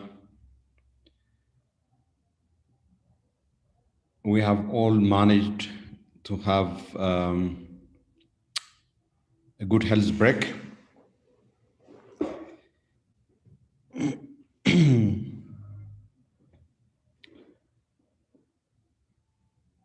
I wish to welcome you all back to the session. As I indicated earlier, we will now shift gear to look at agenda item 3 on the situation of human rights. This is the point at which we would receive statements of delegates to this 68th ordinary session of the Commission. The list I have indicates that there are 2 states parties that registered to speak. I will give an indication. These are Ethiopia and Egypt. Then we have a national human rights institution, Sahrawi Commission for Human Rights. There's only one national human rights institution, Sahrawi Commission for Human Rights, that registered to deliver a statement today as well. And we have also from international organizations, the International Committee of the Red Cross, ICRC. And then we have 8 NGOs that have also registered to take the floor under agenda item 3. So if we have the representatives of these delegations, I'm happy to give the floor to each of them. Let me get an indication if we have the representative of Ethiopia. Okay, thank you, Etwell. It looks like that we have the representative of Ethiopia. As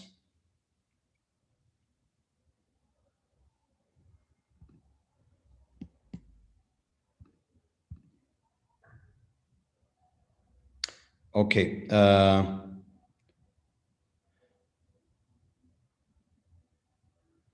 you are most welcome. I see that you are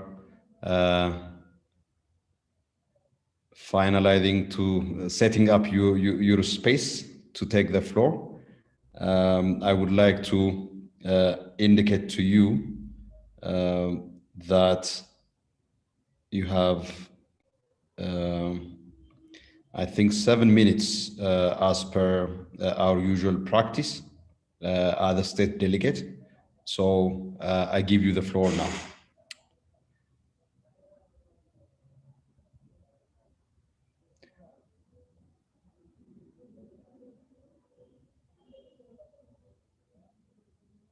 Your mic is still off, Mr. Haile Selassie. If you could put on your mic. What about now, Chair? Yes, now we can hear you clearly. Most welcome, please. Thank you very much, Dr. Honorable Chairperson of the African Commission on Human and People's Rights, Honorable Vice Chairperson, and commissioners, distinguished representatives of the government of Gambia, excellencies, members of the diplomatic and consular corps accredited to the Gambia, distinguished delegates of member states, international organizations, national human rights institutions, non-governmental organizations, distinguished participants, ladies and gentlemen. Honorable Chairperson, I have the honor to deliver this statement on behalf of the delegation of the Federal Democratic Republic of Ethiopia. First of all, I would like to thank you for giving me the floor, and we sincerely appreciate the way in which you are steering our deliberations. I can assure you of my delegation's fullest support and cooperation in the effective discharge of your responsibilities, Chair. Mr. Chairperson, the Ethiopian delegation joins the Commission and others who spoke before me in mourning the untimely passing of Honorable Commissioner Nidia Megaye and Professor Christoph Heinz. They will indeed be greatly missed, but they will be remembered for their great work by the Commission, Member States, the human rights community all. We express condolences to their family, friends, and colleagues. Chairperson, participants of this session spoke of the huge threat COVID-19 is posing. Indeed, there is nothing in recent memory that has affected humanity as the COVID-19 pandemic. As a global threat, this pandemic requires global solution, and this makes international cooperation and partnership so critical. Ethiopia's response to COVID-19 is in line with the standard international protocols. Chairperson, Ethiopia's efforts to strengthen human rights framework in the form of law and policy, institutional reform, and administrative framework has continued as planned, in line with our recent reform agenda. In terms of institutional reforms, mention can be made of the Independent Human Rights Commission, the Electoral Board, the institution of the Ombudsperson, and the justice sector, whose effectiveness and capacity has significantly transformed, to mention just a few. In terms of specific legal and policy mechanisms or measures, Ethiopia is now in the stage of finalization of the preparation of the third National Human Rights Action Plan, which will be adopted soon. With regard to our democratic governance, Ethiopia will hold its 6th national and regional elections in 2 months' time. The government of Ethiopia is committed to make the election free, fair, and one that fulfills the expectation of our people. Chairperson, now allow me to convey to this August gathering the opportunities that the recent Ethiopian reform agenda has offered to the Ethiopian people, and also the challenges we face in this regard. It is to be recalled that Ethiopia has undergone a reform for the last 3 years. The reform has opened a new chapter in our country's political and social history, offering realistic opportunities and genuine possibilities of change that has met and will continue to meet the hopes and expectations of our people. But this reform journey was faced with daunting challenge. One of such challenges was the deliberate efforts aimed at derailing the reform process, which culminated with the sudden military attack on the northern command of the Ethiopian National Defense Forces, stationed in the Tigray region on 4th of November 2020. This left the Ethiopian government with no option but to take legitimate law enforcement measures. Mr. Chairperson, after the completion of the law enforcement operation, the priority of my government has been rehabilitation of affected areas of the region, including delivering much needed humanitarian assistance, rebuilding damaged infrastructure, and resuming social services, establishing law and order, and restoring full peace and stability. In this regard, the interim administration of the regional state of Tigray, in collaboration with the federal government, has been working tirelessly to bring the governance structure of the region back to full operation. In terms of humanitarian aid delivery, the government of Ethiopia has been trying its level best to reach out to more than 4.2 million people. Humanitarian agencies can operate in the region with unfettered access and unhindered mobility by simply providing a notification of operations to the Ministry of Peace. Despite these measures, resources that should have been garnered from the international community to meet the humanitarian and development challenges remain far too low. At this point, the government is providing 70% of the resources. Mobilizing adequate resources, therefore, should be the utmost priority so that the challenges of the region are to be fully and timely addressed. Honorable Chairperson, the other often raised concern in this situation is the situation of human rights in the context of law enforcement operation in the region. The Ethiopian government takes the issue of human rights allegations seriously. So far, the government has taken concrete steps to address the alleged human rights abuses that might have occurred within the context of the law enforcement operation.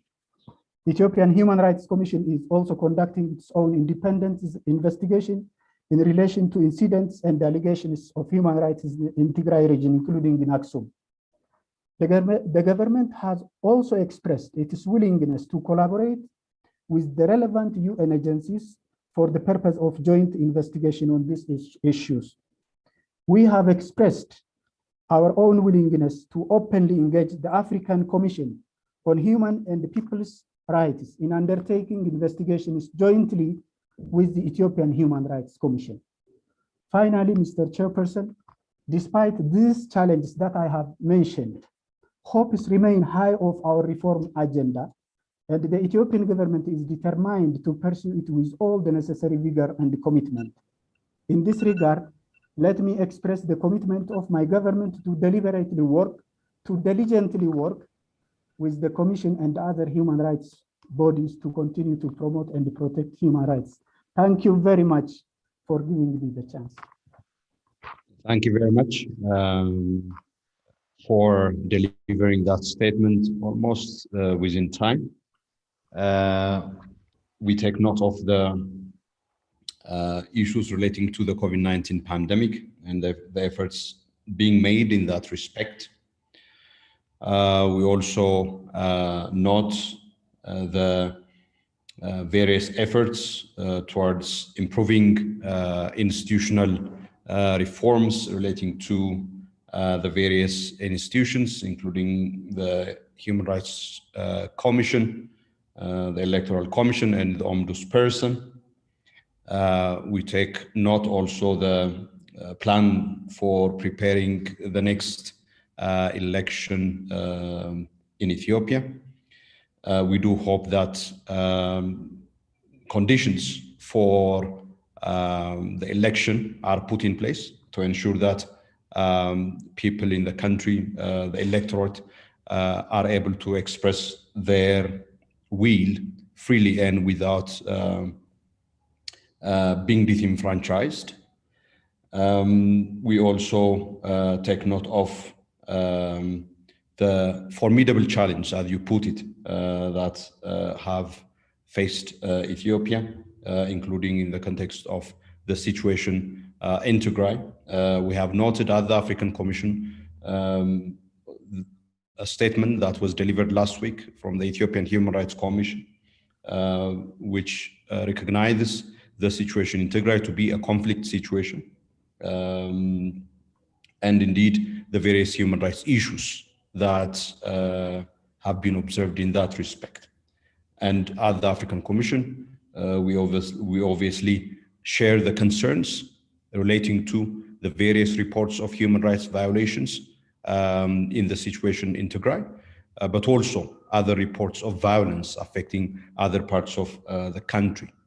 And we, as we have done previously, underscore the importance of condemning in the strongest terms possible these acts of human rights violations, including those affecting vulnerable groups, such as, for example, sexual violence and rape against women as well.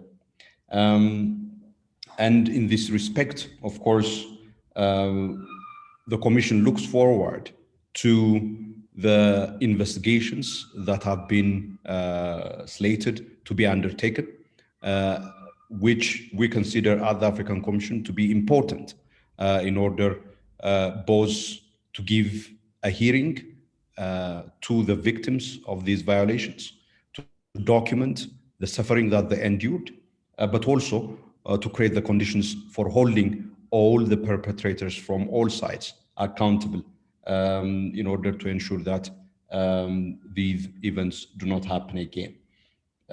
We look forward to the outcomes of these processes that you mentioned, including the investigations and the possibility of engagement between the African Commission on Human and People's Rights and the Ethiopian government. Once again, thank you very much for that statement, and we look forward to continued engagement in order to address these various human rights issues. Thank you. The next, as I indicated, is Egypt.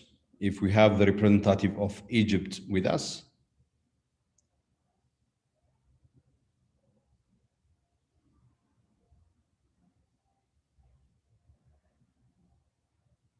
Okay, it doesn't look like that we have the representative of Egypt with us. So may I therefore invite, if we have the representative of the National Human Rights Commission of the Sahrawi Arab Democratic Republic?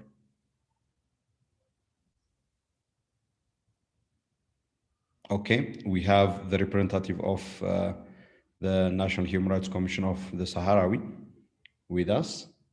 As we prepare to get linked with the representative of the Sahrawi National Human Rights Commission, may I request the representative of the ICRC to be on standby?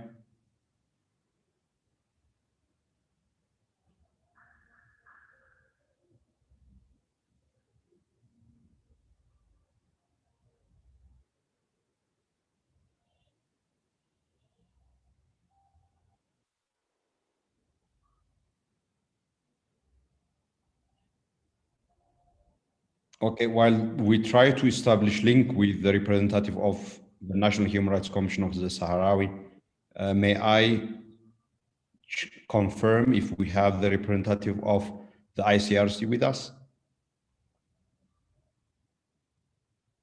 So we will get back to the representative of the National Commission of, okay, we have actually the representative of the Sahrawi National Human Rights Commission with us. Good to see you once again, and very warm welcome to this 60 States organization of the Commission. You have the floor, please. You have 5 minutes. Thank you. Thank you very much. السيد الرئيس، سأتحدث باللغة العربية. بداية نعبر عن تقديرنا للجنة الإفريقية لحقوق الإنسان والشعوب على ما تبذله من مجهود لترقية وتعزيز حقوق الإنسان في قارتنا الإفريقية.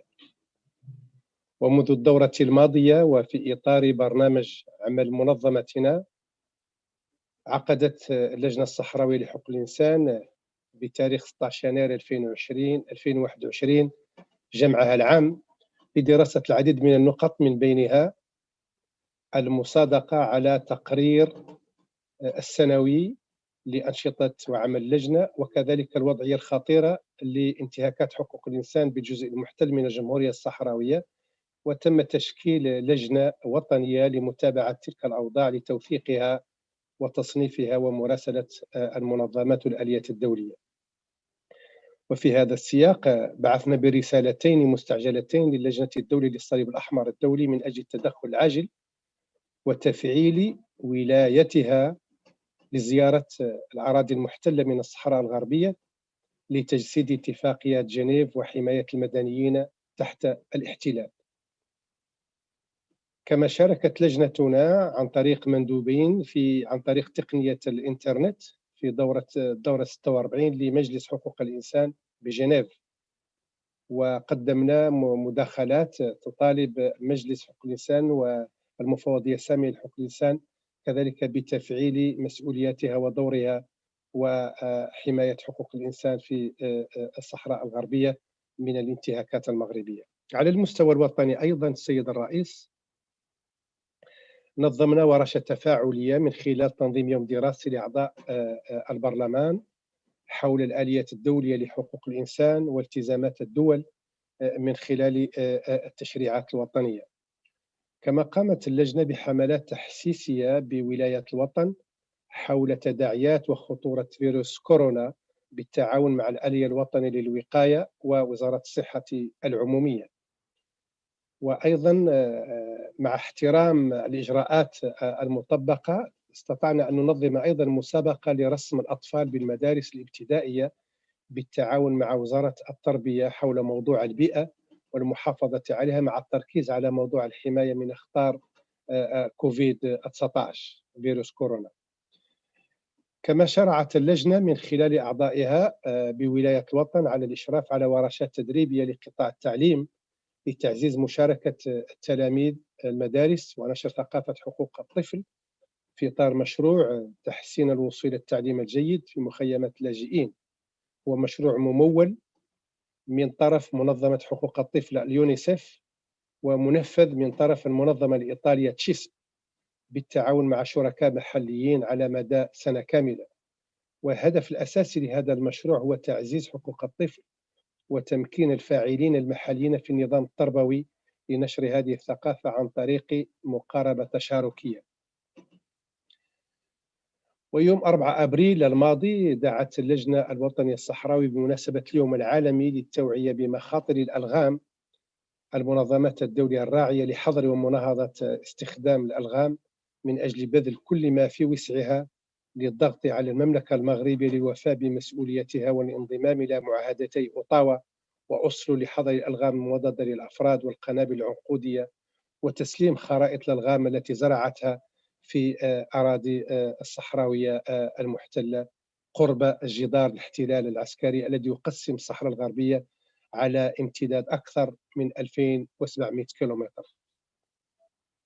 السيد الرئيس، إن حقوق الإنسان كل متكامل غير قابل للتمييز والانتقاء، ولا يمكن لأفريقيا والعالم غض الطرف عن هذه الانتهاكات الجسيمة لحقوق الإنسان والشعوب المرتكبة في الأراضي المحتلة من الجمهورية الصحراوية والموثقة في عدة تقارير نذكر منها أمنستي انترناسيونال، هيومن رايت ووتش، فرونت لاين، أورغانيزاسيون مونديال كونتر لا تورتور، والسنتر كينيدي، ومؤخرا تقرير صادر عن الخارجية الأمريكية. إن اللجنة الوطنية الصحراوية لحقوق الإنسان تود أن تنبهكم إلى خطورة الوضع الحقوقي والإنساني السائد حاليا بالمناطق المحتلة من الجمهورية الصحراوية، لا سيما في ظل تصاعد ارتكاب جرائم حرب وجرائم ضد الإنسانية بعد 13 نوفمبر 2020 بعد الخرق السافر لوقف إطلاق النار من قبل المغرب وعدوانه العسكري على الشعب الصحراوي واستمرار قواته في انتهاج المزيد من الانتهاكات والعنف والتعذيب والاعتقالات والمحاكمات الجائرة وكافة أشكال التضييق والانتقام المرتكبة بشكل ممنهج ومستمر ضد المدافعين والنشطاء والإعلاميين الذين يدافعون حق الشعب الصحراوي في تقرير المصير والاستقلال. السيد الرئيس، رحبت اللجنة الوطنية الصحراوية لحقوق الإنسان باعتماد مجلس السلم والأمن التابع للاتحاد الإفريقي يوم 18 مارس 2021 لبيان ختامي بشأن الاجتماع رقم 984 حول قضية الصحراء الغربية.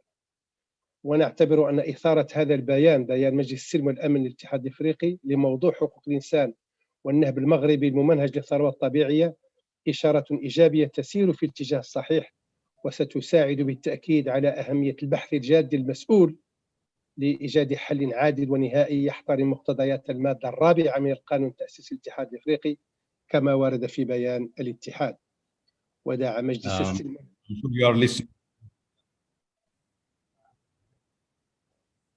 I'm sure you are listening to the timer. Your time is up. أوكي.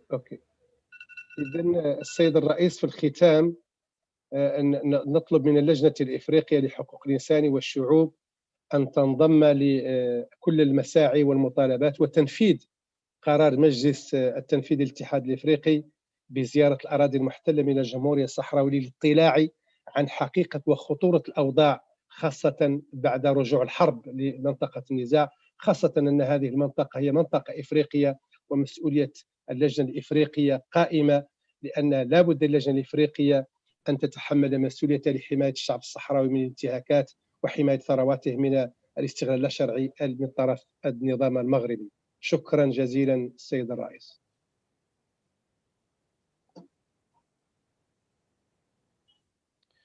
Thank you very much for that statement of the National Human Rights Commission of Sahrawi.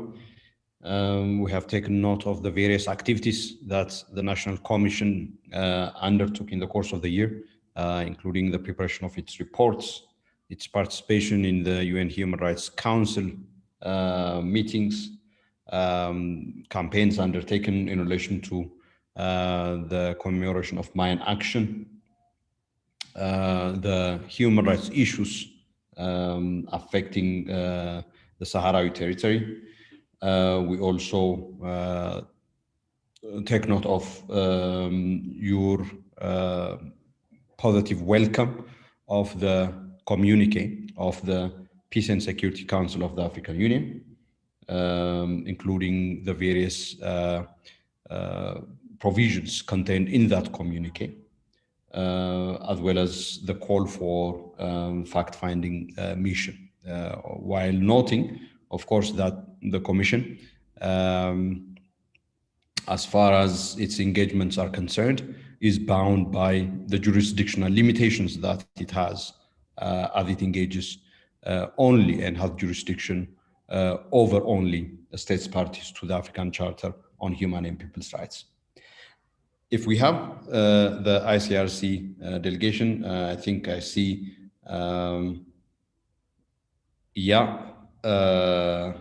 okay, good to see you once again. Welcome to the 68th ordinary session of the Commission. You have 5 minutes. Thank you. Good morning. Excellency Mr. Solomon Dresso, Chairperson of the African Commission on Human and People's Rights, Honorable Commissioners, distinguished representatives of state parties, distinguished representatives of national human rights institutions and civil society organizations, distinguished guests, ladies and gentlemen. The International Committee of the Red Cross, ICRC, would like to thank the Commission for this opportunity to participate in its 68th ordinary session. For this session, our attention goes very specifically to the missing migrants and refugees in Africa and their families. An alarming number of migrants and refugees continues to go missing, either in transit or in destination countries in Africa and beyond, as they travel experiencing armed conflicts, other situations of violence, and extremely hostile environments such as deserts and seas. During their previous journey, many fail to reestablish contact with their families, owing to situations where they might be stranded or in detention without access to means of communication.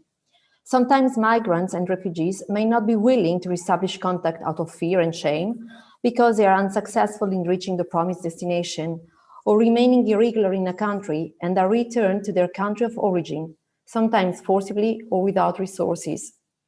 Sadly, not all migrants and refugees that go missing are alive. Many die along migratory routes and are never identified. Their bodies can remain unfound or buried in anonymous graves in countries of transit or destination. Today, too many families in Africa live in the uncertainty of not knowing where their relatives are and whether they are dead or alive. While sparing no effort in trying to find information about their loved ones, families cope with psychosocial difficulties, with economic hardship due to the absence of the breadwinner, and expenditure for their search. They struggle with legal administrative difficulties to access social benefits, sell or manage property or inheritance, remarry, or even exercise parental rights. Distinguished representatives of state parties, states can take concrete steps to prevent migrants and refugees from going missing and to support families searching for their missing relatives and alleviate their suffering. States should regularly review the impact of their migration policies and laws to ensure that they do not raise or create risk for migrants and refugees going missing. Efforts can be made that policies and regulations serve to address and reduce the humanitarian needs of migrants. By complying with the laws, standards, and policies of the African Union, member states commit to the protection of migrants and refugees on the continent. The ICRC welcomes this and calls upon states to respect other relevant international obligations, including those found in the Global Compact for Safe, Orderly, and Regular Migration, which, by the way, include the specific objectives on missing migrants. Honorable Chairperson, Honorable Commissioners, the ICRC wishes to thank the Commission for acknowledging the tragedy of missing persons, including missing migrants and refugees, and the impact it has on their families and communities. It is critical that states also adopt measures to facilitate the search and clarification of fate and whereabouts of those who go missing, including by ensuring that the remains of the dead migrants and refugees are handled properly and with dignity, and taking all possible measures to facilitate their identification. Fostering an environment that is conducive to the respect of the rights of migrants requires states to cooperate to save lives and search for missing and dead migrants. Concrete measures can be taken to speed up the search of missing migrants and refugees and the identification of unidentified human remains, including by standardizing the collection and exchange of information, improving forensic capacity, and lifting administrative and legal barriers that affect families. State can bridge the gap by clarifying the legal status of a missing person in the national legal framework. Where detention for migration-related reasons is resorted to, states must ensure that migrants and refugees are duly registered, held in recognized facilities, and have the right to communicate with their respective consular or diplomatic missions, legal representative, and family members. It is, however, crucial to recognize that immigration detention should be used as a measure of last resort only. Addressing the plight of families of missing migrants and refugees also requires providing the necessary services and other support to respond to the multifaceted needs, such as those related to mental health and socioeconomic, legal, and administrative burdens. The ICRC also wishes to recall that the sovereign prerogative of states to regulate the presence of foreigners in their countries and to decide on the criteria for admission and expulsion of non-nationals, it's not absolute. In particular, states must respect the principle of non-refoulement by refraining from returning an individual to a country where there are substantial grounds to believe that they would be in danger of being subjected to violations of certain fundamental human rights, such as torture, punishment, or arbitrary deprivation of life. Protection from this risk is particularly important in preventing migrants and refugees from going missing. Hence, the ICRC encourages states to leverage existing regional and global expertise and engage in exchange of experiences, best practices, and technical recommendations with the aim to improve laws, policies, and measures to prevent and respond to cases of missing migrants and refugees. And in this regard, to work with relevant national and international organizations, including the ICRC, the Red Cross and Red Crescent societies in their auxiliary role to the authorities in the humanitarian field. Thank you very much for your attention. Thank you. Sure. Thank you very much. Thank you very much for that statement of the ICRC with a particular focus on missing migrants and refugees. That migrants and refugees go missing either on their very perilous transit routes and journeys, or in countries of destination, with very serious consequences for their families and communities. Families and communities ending up bearing psychological, social, and economic burdens as a result of not knowing and being able to establish contact with missing migrants and refugees. The importance of African Union laws and policies, as well as the Global Compact, in order to safeguard migrants and refugees from going missing, but also once they get missing in terms of the search and clarification of their whereabouts, and the importance of information exchange and collection about migrants and refugees, as well as such fundamental principles of refugee law as the principle of non-refoulement, which states are expected and required by international law to respect, so that those who are fleeing persecution are able to get the refuge in these countries and wouldn't end up missing. Thank you once again for that statement of the ICRC. Next would be the list from non-governmental organizations. If we have East and Horn of Africa Human Rights Defenders Project, this is the NGO with observer status 359. I'm happy to give the floor to East and Horn of Africa Human Rights Defenders Project. looks like that today we have the representative of East and Horn of Africa human rights defenders with us. Next online would be Southern Africa Litigation Center. Be on standby. Okay, you are most welcome to the session of the Commission, and you have 5 minutes, please. Good to see you. Thank you, Chairperson, Honorable Chairperson, Honorable Commissioner, State Delegates, represented distinguished ladies and gentlemen. On behalf of African Defenders and Defenders, allow me to express to this August House our sincere condolence on the passing of Honorable Ndiami Gai. We commit you and his entire family into God's merciful hands to find the solace you need to deal with the grief.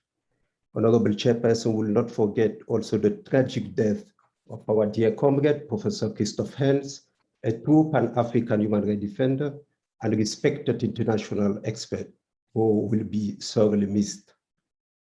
Monsieur le Président, notre continent continue d'être marqué par des conflits, de violences et une répression accrue à l'encontre des ONG.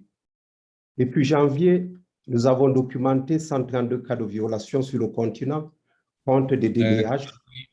Can we get interpretation, please?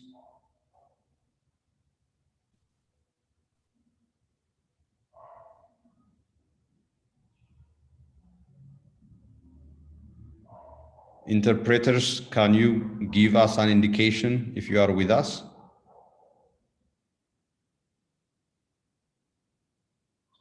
Okay, let's try. Please proceed. Monsieur le Président, notre continent continue d'être marqué par des conflits, des violences et une répression accrue à l'encontre des ONG.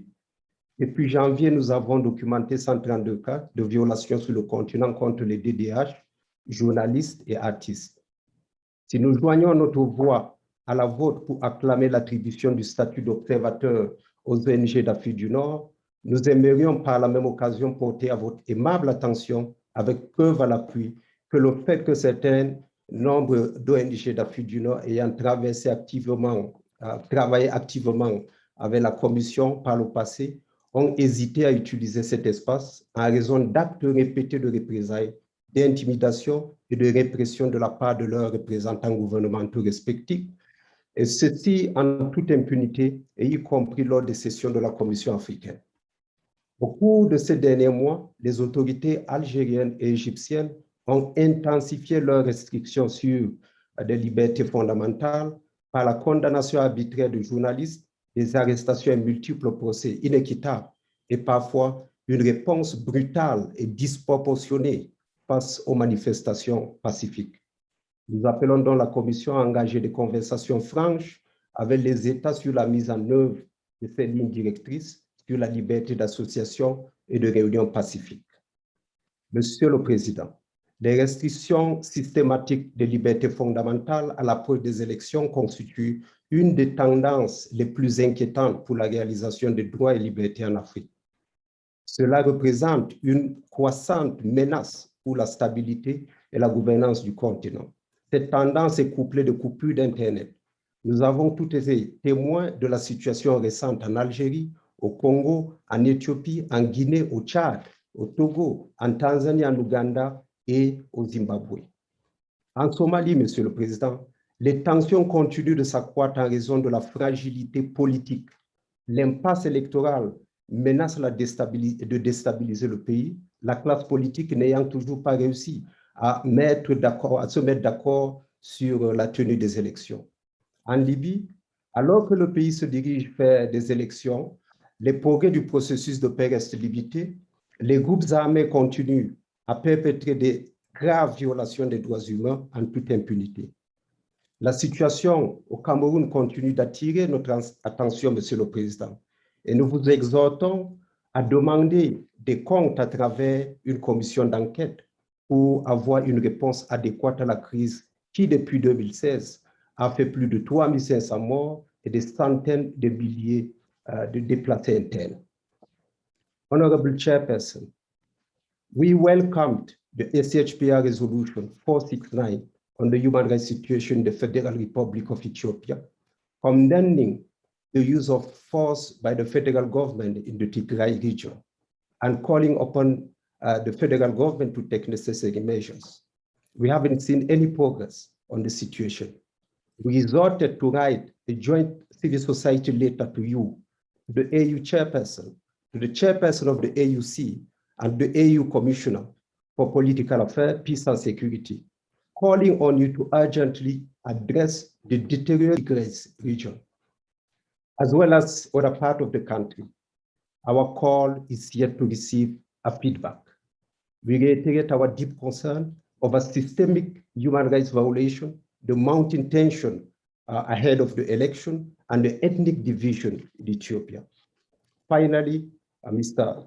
Chairperson, Honorable Chairperson, we call for immediate and adequate action of the Union to achieve truth, justice, and accountability. Of utmost concern is also the unfolding crisis in Mozambique. The stability of the region is at stake. I mean, if you could conclude. We call on member states to adhere to their principle, to their commitment to protect, respect, and fulfill the fundamental human rights and freedoms guaranteed by the African Charter and as preached in the Agenda 2060. Thank you. Thank you for that statement. Thank you for that statement of the East and Horn of Africa Human Rights Defenders Project, speaking specifically on issues relating to violence and conflicts and the impact that violence and conflict is having on human rights defenders, the civic space, also issues of reprisal that affect specifically North African NGOs, including those who participate in the African Commission's forum. This is of particular concern, of course. We do hope that participating in our session should never lead to any reprisal or in any way sanction against anyone. And we do hope that countries that you mentioned, particularly Algeria and Egypt, would do the needful in terms of following up on these issues that you have raised and allow NGOs with observer status to freely participate in the African Commission's processes. We also take note of issues relating to restrictions of liberties ahead of elections, including interruption of internet. We take note of the electoral deadlock and its impact on peace and security in Somalia, issues of human rights violations by armed groups in Libya, the situation in Cameroon, Ethiopia, and Mozambique. We appreciate the concerns that have been expressed, including those relating to the later address to the various entities that you mentioned within the African Union system. As far as I think that is concerned, obviously, the Commission is engaged and seized with this matter and is in the process also of taking further engagements in that respect. The next on the list, as I indicated, is Southern Africa Litigation Center. This is the NGO with observer status 420. If we have the representative of Southern Africa Litigation Center with us, as we connect with, okay, it doesn't look like that we have the Southern Africa Litigation Center. Do we have AIDS and Rights Alliance for Southern Africa?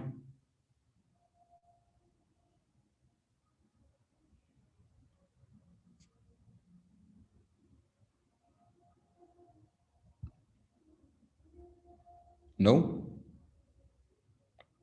Okay. How about the International Commission of Jurists, Kenya section?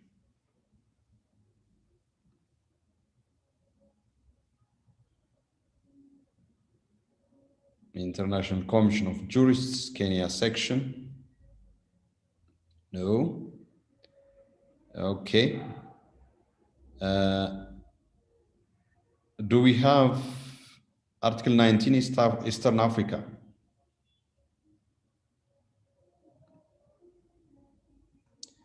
All right. How about Africa Freedom of Information Center?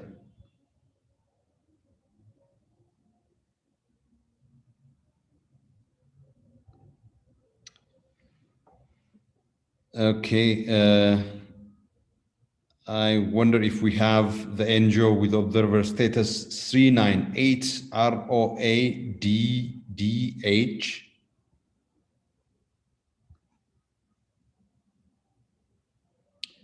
Okay. We seem to be lucky this time around.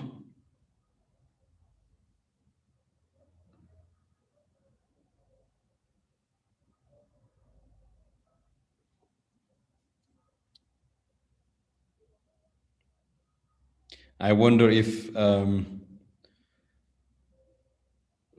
Zoom platform is becoming tiring for people.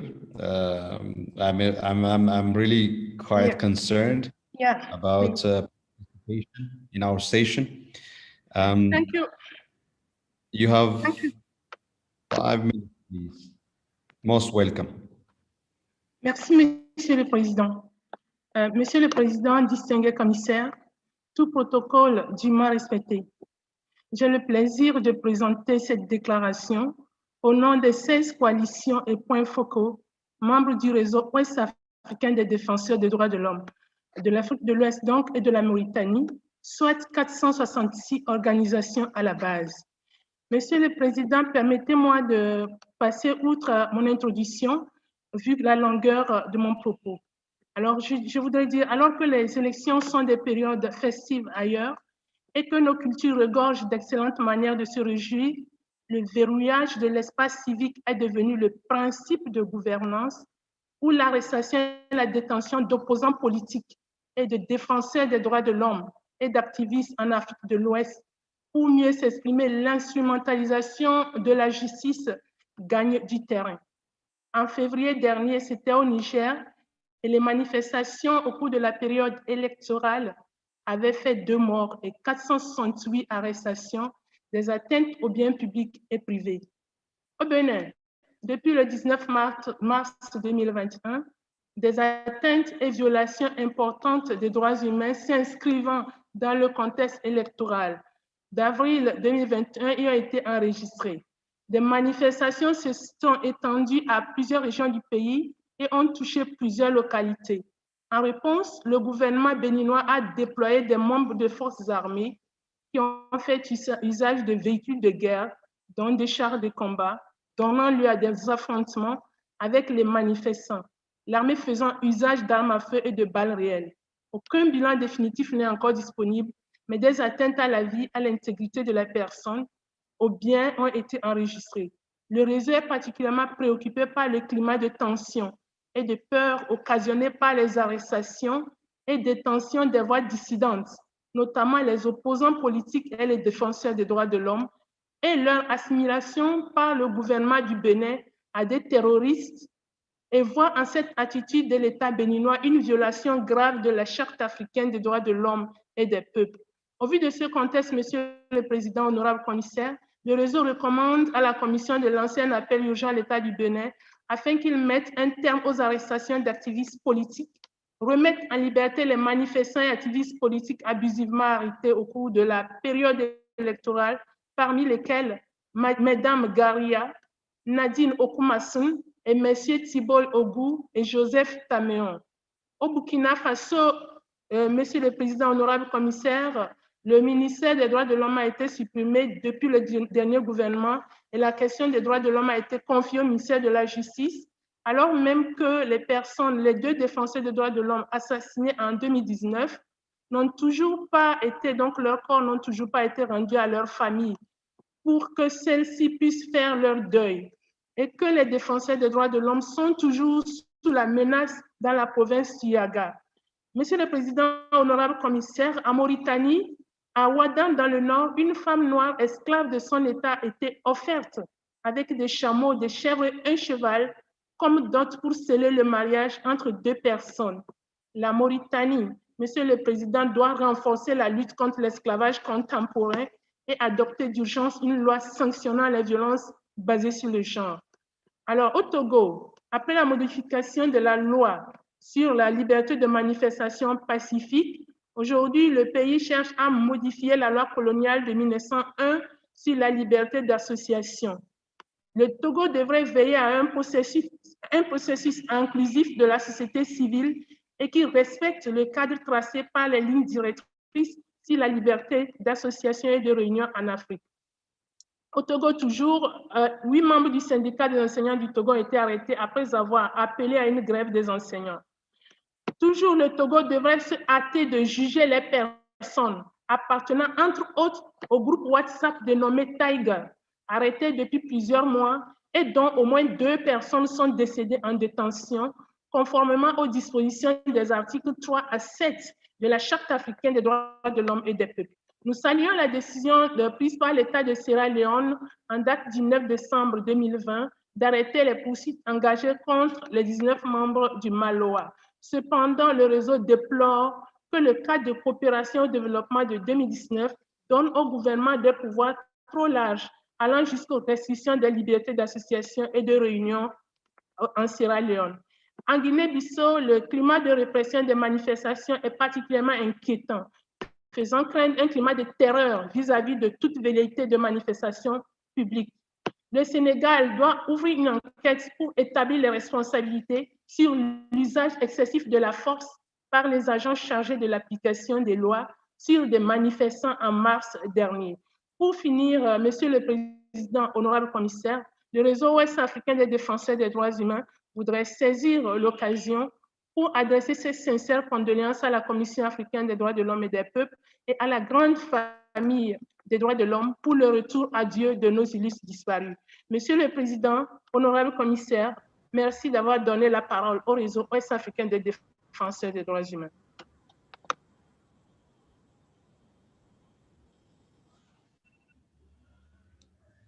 Thank you for also delivering it within time. We take note of the, with regret, the reported days of 2 people in Niger in a context of protest and response by security forces, and the 468 arrests.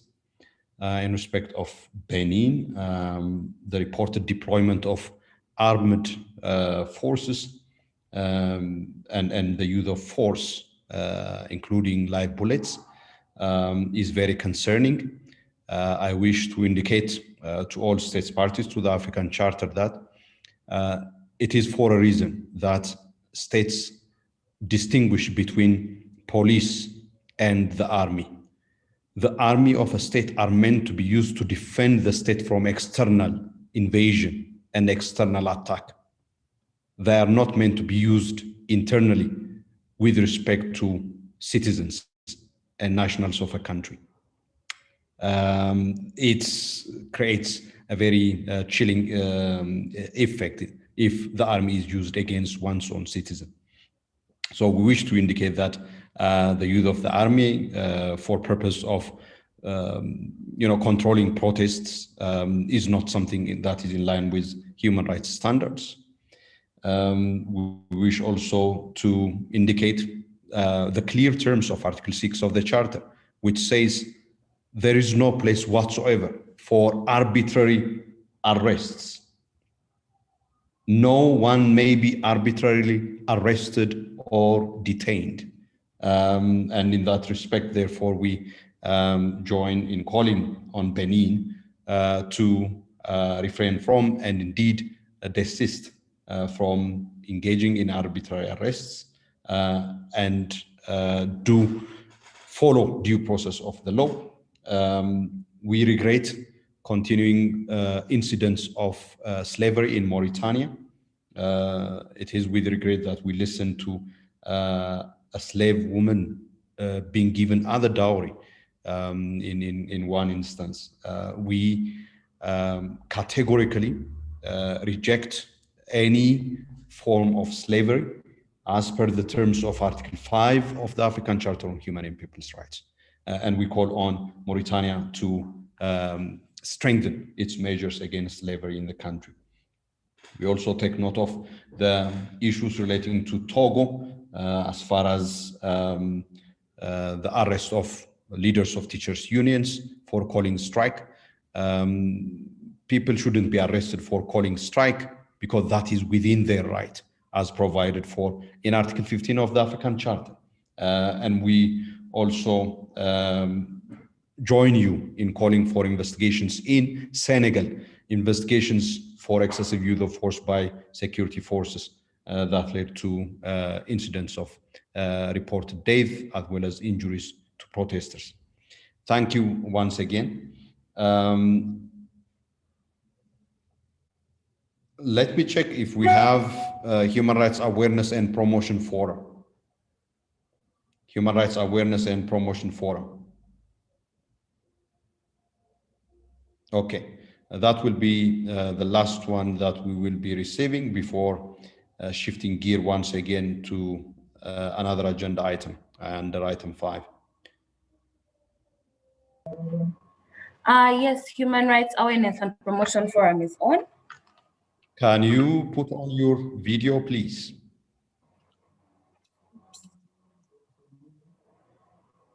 Thank you. Most welcome, and you have 5 minutes, please. Thank you. This is a statement by Human Rights Awareness and Promotion Forum on the continued violation of the rights of vulnerable minorities in light of the COVID-19 response. Mr. Chairperson, Commissioners and distinguished delegates, Human Rights Awareness and Promotion Forum would like to extend its appreciation to the government of Uganda for the valiant efforts towards combating the COVID-19 pandemic. We note that the pandemic greatly tasked the state's resources and thus negatively impacted on the state's ability to adequately respond to all the socio-economic challenges arising out of the measures instituted in the fight against COVID-19. In a bid to reinforce or to enforce the restrictions imposed by the state to curb the spread of COVID-19, law enforcement agencies have embraced the use of a range of broadly defined offenses, specifically the offense of doing a negligent act likely to spread infection or disease and disobeying lawful orders under sections 171 and 117 of the Penal Code Act, respectively. These sections have been employed heavily by law enforcement agencies to arrest huge numbers of people in mass raids and police operations for offenses such as being outside after 9 p.m., not wearing a face mask, distributing food stores without government authorization, being too many people in a home, as happened in March 2020 when a shelter for homeless LGBTI youth was raided because it was overcrowded and all residents arrested, with punishments ranging from cautions, fines, and community service to 7 years imprisonment at the discretion of the presiding magistrate. HIRAF is concerned about the continued arrest of people for such offenses, which has led to the congestion of police cells and prisons in Uganda. These offenses join a slew of petty offenses previously relied on by police authorities to arbitrarily arrest persons, particularly the poor and more marginalized sections of society, such as sex workers, street vendors or hawkers, and border riders, for offenses such as being a common nuisance, a rogue and vagabond, and being idle and disorderly. In addition, Uganda still maintains laws that criminalize consensual same-sex relations and sex work under sections 145 and 139 of the Penal Code Act, Cap 120 respectively. And these laws are actively enforced. Both the pre-existing penal provisions creating petty offenses and the newer curfew restrictions greatly affect the already criminalized minorities such as lesbian, gay, bisexual, and transgender persons, as well as sex workers, as these restrictions encourage and give legal cover to homophobia and violence. For LGBT persons, majority of whom are employed in the entertainment sector, The closure of bars and places of entertainment left many of them out of work, as has been the case with sex workers, and yet in many parts of the country, these groups were deliberately excluded from government food aid programs at the height of the pandemic, forcing them to persist in working even under the restrictions and exposing them to wanton violence and abuse from both law enforcers and the general public under the guise of enforcing the COVID-19 guidelines. In the year 2020, HIRAF documented 387 human rights violations, 289 of which were committed against LGBT persons and 93 sex workers, with the overwhelming majority of violations being perpetrated by the state actors. This by no means presents the full picture of the violations committed against these communities, as the strict lockdown imposed between March and July 2020 shut down several avenues for access to justice, and as such, most violations went unreported and without redress.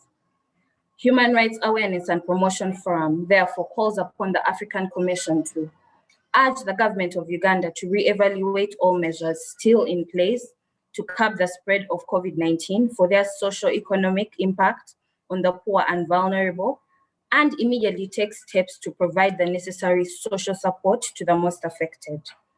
We also urge the government of Uganda to decriminalize and declassify petty offenses and adopt alternative punishments for petty offenders in order to decongest the police cells and prisons, and therefore reduce the spread of COVID-19 and other illnesses in detention places. We also call upon the African Commission to urge the government of Uganda to decriminalize consensual sexual conduct among adults. I beg for one more minute, I'm finalizing.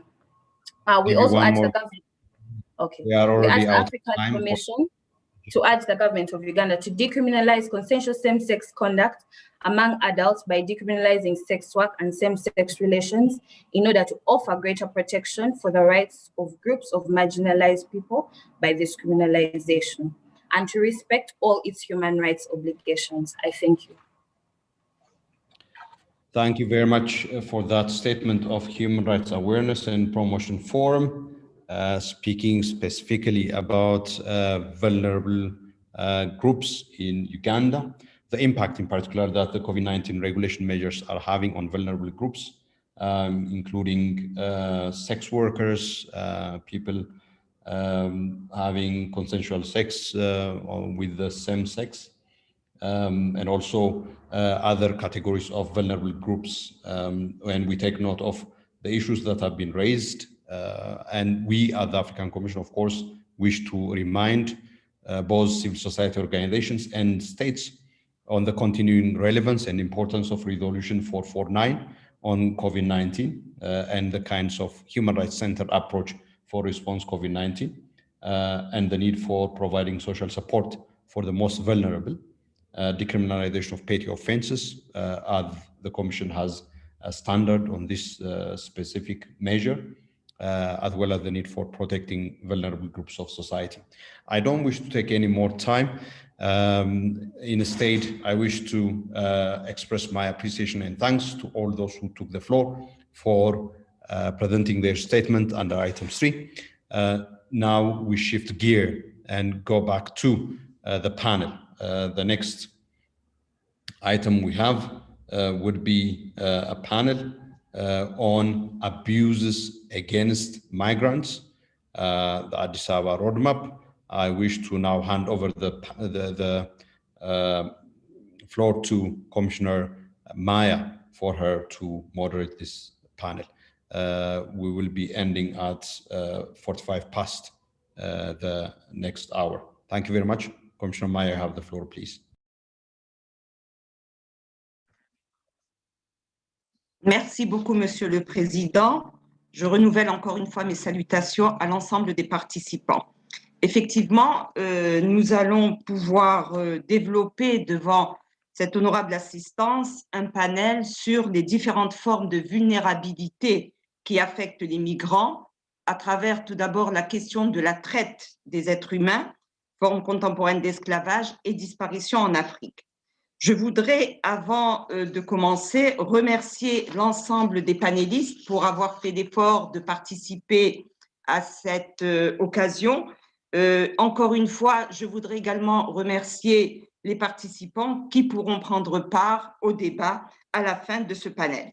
Alors, je voudrais tout d'abord discuter un petit peu sur le contexte et la justification de ce panel, puisqu'il s'agit de prendre en considération la migration dans la région africaine et un ensemble de violations des droits de l'homme dont sont victimes les migrants. Il faut à juste titre rappeler que la question de la migration en Afrique est devenue l'une des préoccupations phares de l'Union africaine et de ses différents organes au cours de ces dernières années, notamment avec la crise des migrants en Libye dès 2017, qui a mis également en exergue différentes formes de vulnérabilité dont sont régulièrement victimes les migrants. La migration en Afrique est largement interrégionale et se caractérise principalement par la migration de tout type. Et il faut entendre par migrants à la fois des demandeurs d'asile, des réfugiés, des migrants à caractère économique. Ces migrants africains, toutes catégories confondues, empruntent souvent les mêmes routes migratoires et il existe des couloirs interrégionaux qui sont en expansion vers le Moyen-Orient et les pays du Conseil de coopération du Golfe, ainsi que des flux beaucoup plus traditionnels, c'est ce qu'on appelle également les routes migratoires classiques vers l'Europe et l'Amérique du Nord. Un nombre important de migrants et de réfugiés disparaissent lors de ce parcours migratoire en Afrique dans diverses circonstances, fuyant tout d'abord des conflits armés, des situations de violence généralisée des droits de l'homme, et très souvent se retrouvent en détention au cours de leur voyage dangereux, aussi bien par la voie terrestre ou la voie maritime. Ces disparitions entraînent un certain nombre de conséquences pour les personnes disparues elles-mêmes, mais également pour leurs familles qui se retrouvent plongées dans l'incertitude et la souffrance, ne sachant si leurs proches sont encore en vie ou non, et se heurtent souvent à des difficultés d'ordre administratif, juridique et économique. Les réfugiés et les migrants en Afrique sont victimes de nombreuses violations des droits de l'homme dans cette région. Des centaines de personnes meurent chaque année et des milliers d'autres sont victimes de violences extrêmes et d'autres atteintes aux droits de l'homme aux mains de passeurs, de trafiquants, de milices, et les autorités de l'État eux-mêmes font mine de ne pas prendre en considération l'ensemble de ces violations. Les femmes migrantes et les enfants non accompagnés constituent également une préoccupation, notamment dans la région de la Corne de l'Afrique, mais également en Afrique subsaharienne. Des milliers d'entre eux ont disparu vraisemblablement, enlevés à des fins d'abus, d'exploitation sexuelle, de travail forcé, de détention, de violence et autres formes de violation des droits de l'homme. Cette situation est encore aggravée lorsque nous prenons en considération l'idée préconçue selon laquelle les migrants seraient des criminels et un fardeau social et économique pour les États qui les accueillent. Le Sahel est une des régions d'où proviennent un grand nombre de ces voyageurs. Il est dit que plus de 2,5 millions de personnes sont aujourd'hui déplacées à travers la région en raison de violences extrêmes et ce chiffre ne cesse d'augmenter. Pour des millions de personnes qui sont contraintes de fuir leur pays, la migration est devenue un voyage de plus en plus coûteux et dangereux, avec un réel risque d'exploitation lié au trafic. Cette pratique a été particulièrement mise en exergue par l'étude pilote sur la migration et le respect des droits de l'homme, consacrée aux réponses apportées au Niger et prise en charge par mon mandat, qui est devenue une étude de la Commission africaine des droits de l'homme et des peuples. D'une manière générale, les migrants font partie des groupes les plus vulnérables, susceptibles d'être victimes de diverses formes d'exploitation également, telles que la servitude pour dette et le travail forcé, qui sont des formes contemporaines d'esclavage. Il faut rappeler que la pandémie de Covid-19 a exacerbé les vulnérabilités existantes à cet égard. Au-delà de ces violations précédemment identifiées, il y a également été constaté de nombreux cas de disparition forcée de migrants qui, du fait du statut des victimes sont très difficiles à documenter, mais c'est un phénomène sur lequel l'Afrique devrait se pencher. La rapporteure spéciale d'ailleurs sur la traite des êtres humains, en particulier les femmes et les enfants, dans son document d'orientation relatif à l'impact et aux conséquences de la pandémie de Covid-19 sur les personnes victimes de la traite et de l'exploitation, présente à juste titre l'impact des politiques migratoires restrictives et les vulnérabilités liées au parcours et au statut de migrants. Cette situation rappelle un renforcement des efforts pour identifier et fournir une véritable protection aux réfugiés et aux migrants ayant survécu à ces différentes violations des droits de l'homme. Monsieur le Président, pour engager la discussion sur ce panel, nous avons le plaisir d'accueillir 4 éminents spécialistes, experts de ces différentes questions. Je voudrais tout d'abord citer, à juste titre, Madame Siobhan Mulali, qui est la rapporteure spéciale sur la traite des personnes, en particulier des femmes et des enfants. Madame Siobhan Mulali est professeure titulaire de droit des droits de l'homme et directrice du Centre irlandais des droits de l'homme à la faculté de droit de l'Université nationale d'Irlande à Galway. De 2012 à 2018, elle a été membre du groupe d'experts du Conseil de l'Europe sur la lutte contre la traite des êtres humains, le GRETA, et a été élue présidente du GRETA de 2016 à 2018 et première vice-présidente de 2014 à 2018. Madame Mulay a travaillé avec de nombreuses organisations internationales, des agences de l'ONU dans de nombreuses régions du monde, notamment au Pakistan, au Timor de l'Est, au Kosovo, au Kazakhstan au Kazakhstan et en Éthiopie. Elle a également collaboré avec l'ONU Femmes, le PNUD et le Haut Commissariat des Nations Unies pour les droits de l'homme, ainsi que le Haut Commissariat pour les réfugiés. Je voudrais également présenter Monsieur Tomoya Obokata, qui est rapporteur spécial sur les formes contemporaines d'esclavage, y compris leurs causes et leurs conséquences. Monsieur Tomoya Obokata est un spécialiste japonais du droit international et des droits de l'homme, spécialisé dans la criminalité transnationale organisée, la traite des êtres humains et l'esclavage moderne. Il a été nommé rapporteur spécial sur les formes contemporaines d'esclavage, y compris leurs causes et leurs conséquences, en mars 2020. Il est actuellement professeur de droit international et de droits de l'homme à l'Université de Keele et a précédemment enseigné à l'Université Queen's de Belfast et à l'Université de Dundee, toutes situées au Royaume-Uni, en Grande-Bretagne et en Irlande du Nord. Nous avons également parmi nous Monsieur Godwin Morka, qui est le directeur de l'Agence nationale pour l'interdiction de la traite des personnes. Monsieur Godwin Morka a été directeur de la recherche et du développement de programmes à la National Agency for Prohibition of Trafficking in Persons de janvier 2015 à mars 2021. Il a occupé ce poste ainsi que celui de chef de la recherche et du développement et des programmes au siège.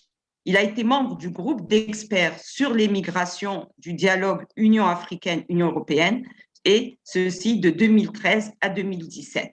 Il est également membre de la liste d'experts du groupe Afrique-Caraïbes-Pacifique sur les migrations. Enfin, nous avons parmi nous M. Patrick Youssef, qui n'est pas un inconnu puisque nous avons eu l'occasion de l'accueillir lors d'une session de la Commission africaine des droits de l'homme et des peuples. Il est directeur régional pour l'Afrique au Comité international de la Croix-Rouge. Il a intégré le Comité international de la Croix-Rouge en 2005. M. Patrick Youssef a effectué différentes missions pour le compte de l'institution, notamment au Soudan, au Tchad, en Irak et à Guantanamo Bay. De 2010 à 2013, il a été chef adjoint des opérations pour le Proche et le Moyen-Orient, couvrant ainsi le Yémen, la République islamique d'Iran et les pays du Conseil de coopération du Golfe. Il a ensuite dirigé également la délégation du CICR en Irak, donc à Bagdad, pendant plus de 2 ans, avant d'être nommé directeur régional adjoint pour l'Afrique en janvier 2016. À ce poste, il avait la responsabilité de gérer les opérations du CICR au Maghreb, dans la région du Sahel, dans le bassin du lac Tchad et en Afrique de l'Ouest. Désormais, il occupe la fonction de directeur régional pour l'Afrique au sein du CICR En plus de l'expérience qu'il a acquise sur le terrain, M. Patrick Youssef a travaillé sur une série de sujets qu'il a acquis sur le terrain. Patrick Youssef, notamment, a travaillé sur des sujets ayant un lien avec le respect du droit international humanitaire, comme les garanties judiciaires des personnes privées de liberté et également leur droit à un traitement humain, le recrutement d'enfants dans les forces armées et la justice transitionnelle. Encore une fois, je remercie les panélistes d'être parmi nous. Sans plus tarder, nous allons donc commencer la première intervention de la part de Madame Siobhan Mulali, qui va nous entretenir justement sur la thématique suivante, la traite des êtres humains, en particulier des femmes et des enfants migrants. Madame Mulali, vous avez 7 minutes pour votre intervention. Merci beaucoup, Commissioner Maya. Thank you very much. And thank you also to the chairperson for the opportunity to speak to this panel.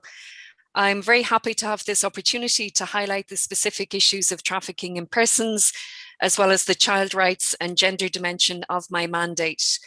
To introduce you to the thematic priorities of my mandate, I was appointed as Special Rapporteur in August 2020.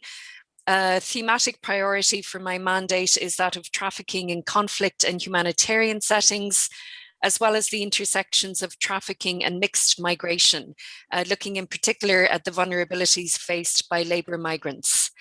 My 2 reports this year will address these issues in different ways. The first report to the Human Rights Council in June is currently being finalised and looks at the principle of non-punishment of victims of trafficking for unlawful acts that they were compelled to commit.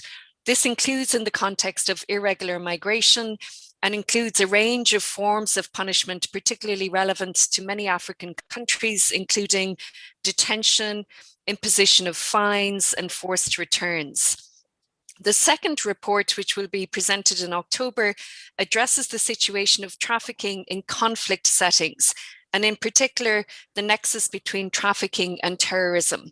And this has been highlighted repeatedly in UN Security Council resolutions and also in the work of the African Union. And my concern here is to ensure that victims of trafficking are identified, referred for protection, and treated as victims rather than as offenders, including where associated with UN designated terrorist groups, and that their rehabilitation, protection, and reintegration is prioritised. And I note here in particular the work of the African Commission Resolution 332 on human rights in conflict situations, and also the commitment to working closely with the African Union Peace and Security Council, which has prioritised trafficking in persons in conflict situations in its work. I have been cooperating closely with the Global Protection Cluster, and they have been concerned to highlight the gaps in many protection clusters in identifying risks of trafficking and referring victims and potential victims for protection. They've recently published guidance on trafficking and internally displaced persons, and note that only 1 in 5 protection clusters specifically address trafficking in persons. Although we see increased attention to sexual and gender-based violence, the risks of trafficking and the obligations of states to intervene to ensure prevention and effective protection is quite limited.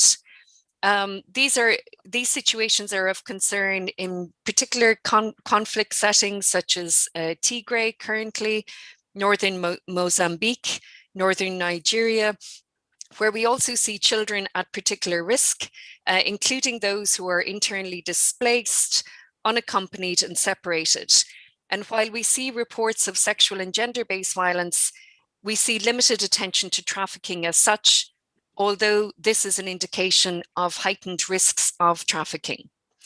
We also need to highlight the gender dimension that men and boys may be targeted in particular for recruitment by armed groups, for labour and sexual exploitation, as well as exploitation in criminal activities, and that there may be additional obstacles to disclosure of exploitation, in particular sexual exploitation. I have met with all of the chairpersons of the UN treaty bodies, including the Committee on Enforced Disappearances, and cooperated with the Working Group on Enforced and Involuntary Disappearances, including recently in relation to abductions of school children in Nigeria and concerns around risks of trafficking for those children. as well as the obligation to ensure long-term social protection and reintegration of children on release. The African Commission has repeatedly highlighted serious human rights violations and crimes against migrants, as Commissioner Maya said, in the context of Libya. I have met with the Libya fact-finding mission and am concerned to ensure that their work continues to pay attention to the risks and exploitation faced by migrants en route through Libya and in Libya. And I note here also the obligations of the European Union and other states not to forcibly return a person to a situation where she or he faces a risk of trafficking. And here of concern are practices of pushbacks and pullbacks by Coast Guards, which engage obligations to identify victims and potential victims of trafficking and to ensure their referral for protection. I had the opportunity to address the African Committee of Experts on the Rights and Welfare of Children in December, and note in particular their repeated calls to prioritize reintegration and rehabilitation of child victims of trafficking, to mainstream child victims of trafficking into child protection mechanisms, and noting also that child trafficking is closely linked to the 6 grave violations affecting children in situations of armed conflict. I have been engaging with the regional reviews of the Global Compact on Migration and will engage with the upcoming African Regional Review. This is an important opportunity to highlight the risks of exploitation faced by labour migrants and Objective 10, which is to combat and eradicate trafficking in persons. Here I note, as was mentioned by Commissioner Maya, labour externalisation programmes in parts of Africa, facilitating migration to the Middle East, for example, but the risks of exploitation that may occur where there isn't sufficient monitoring of recruitment agencies or enforcement of bilateral agreements, or risks of exploitation in destination countries, in particular for domestic workers who may face both labour exploitation and sexual exploitation. And here again, I think engagement in the regional review process will be an important opportunity to highlight the particular risks faced by migrants in irregular situations or in precarious situations in sectors where there is limited visibility or limited oversight. For example, in fisheries, in extractive industries, in tourism and hospitality. To note in particular in relation to the impact of COVID-19, as Commissioner Maya said, I've highlighted the gender dimensions of the impact of COVID-19, in particular in relation to the risk of collapse of the informal economy, reduced employment opportunities for women, and concerns in relation to children who are outside of formal school and at increased risk of exploitation online, including sexual exploitation, recruitment for labour exploitation and forced criminality has also been expressed as a concern in the context of the pandemic. And the recent UNODC issue paper on linkages between trafficking and marriage has highlighted particular risks faced by girl children in particular in the context of the pandemic. Again, this is something that has been highlighted by the Global Protection Cluster, who have highlighted increased risks of trafficking in the context of COVID-19. The imposition of curfews, mobility and movement restrictions, which may be proportionate and necessary in the context of the pandemic, may also push migrants into more dangerous journeys and may also distract attention away from the risks faced by migrants. We've noted also closures of shelters, limited capacity of shelters to provide protection to victims of trafficking, and also with increased presence of armed groups and armed forces, that in itself as a protection risk in the context of trafficking. Finally, I just note the importance of ensuring and mainstreaming disability inclusion across all anti-trafficking measures. And here I've met with the UN Committee on the Rights of Persons with Disabilities. They have expressed concern in relation to heightened risks of trafficking faced by people with disabilities, including in particular children, exploited in begging and for the purpose of forced criminality, as well as sexually exploited. And they have highlighted particular routes, including through the Western African region. And this will be a concern also in the context of conflict in humanitarian settings, where we need increased attention to ensure that no one is left behind, that responses to trafficking and risks of trafficking in such settings are inclusive of people with disabilities. So thank you for this opportunity. I hope that there will be continued opportunities to engage with the Commission and more broadly with civil society in the African region to try to strengthen the impact of the mandate to combat trafficking in persons. Thank you.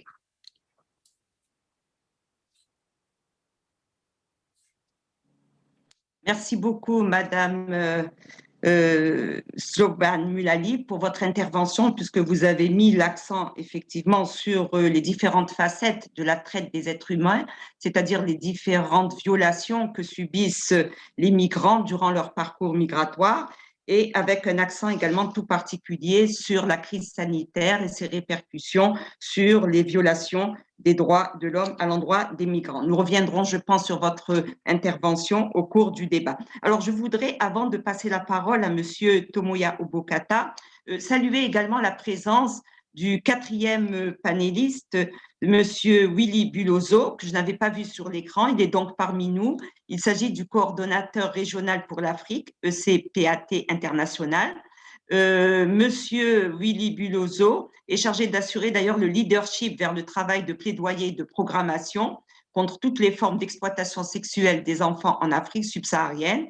Il est basé à Pretoria, en Afrique du Sud, et il a également travaillé pour la Cour pénale internationale à La Haye, avec également Human Rights Watch à Nairobi et la mission des Nations Unies à Tombouctou, la MINUSMA. Bienvenue, Monsieur Willy Buloso.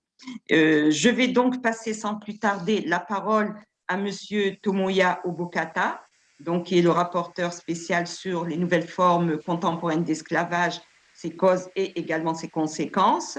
Il va donc nous présenter une communication sur l'exposition des migrants aux formes contemporaines d'esclavage en Afrique, y compris dans le contexte de la COVID-19. Vous avez 7 minutes, Monsieur Tomoya. Vous avez la parole. Thank you very much. Excellencies, colleagues and partners, I'm very honored to speak at this panel event today and would like to thank the African Commission on Human and People's Rights, and in particular, Madam Commissioner Maya Sali Fidel for hosting. For the purpose of this panel discussion, I will focus on 2 areas. Firstly, I will elaborate on the impact of the COVID-19 pandemic on migrants in the African continent, as I have been undertaking research on this issue since last year. Secondly, I will highlight how migrants in the region are exploited at the hand of organized criminal groups, which is the subject of my next report to the General Assembly to be presented in October. I would also like to pick up some of the key issues raised by the Special Rapporteur on Trafficking just now in her intervention through my talk. As you may be aware, I took up my role as the UN Special Rapporteur in the middle of the COVID-19 pandemic and delivered my first report to the Human Rights Council to the impact of COVID-19 on contemporary forms of slavery. In that report, I noted that the socio-economic crisis emanating from the pandemic has been disproportionately affecting people on the move, including migrants, refugees, asylum seekers, and internally displaced persons. While the pandemic has immobilized large parts of the world, armed conflicts and human rights violations have continued, and those in need of protection have been affected by stricter border management imposed to contain the spread of the virus. Migrant workers, including in the African region, have been especially vulnerable to the socio-economic impacts of COVID-19. The majority of them have worked in the informal economy, predominantly in jobs characterized by low wages and lack of social protection. Other migrants returned to their home countries from Saudi Arabia, Lebanon, and other places where they had worked. As an example, more than 550,000 Ethiopian migrants, including victims of human trafficking and labor exploitation, were expected to return to Ethiopia from Gulf countries last year, posing an enormous challenge for their home state. Some countries adopted proactive measures to decrease the vulnerability of their citizens and of migrants. In South Africa, for example, the government established a COVID-19 social relief of distress grant for the duration of 6 months to support those who were not covered previously by other social protection measures, including the permanent residents and registered refugees. Cash grants and other financial support have been provided to migrant workers in Tunisia, and in other countries, some forms of social and healthcare are afforded to irregular or undocumented migrant workers. However, the impact of COVID-19 pandemic is likely to continue for the foreseeable future, and it is important for all states to actively implement economic, social, and other relevant measures to prevent all migrant workers within and beyond the African continent from being subjected to slavery, including forced labor and other slavery practices.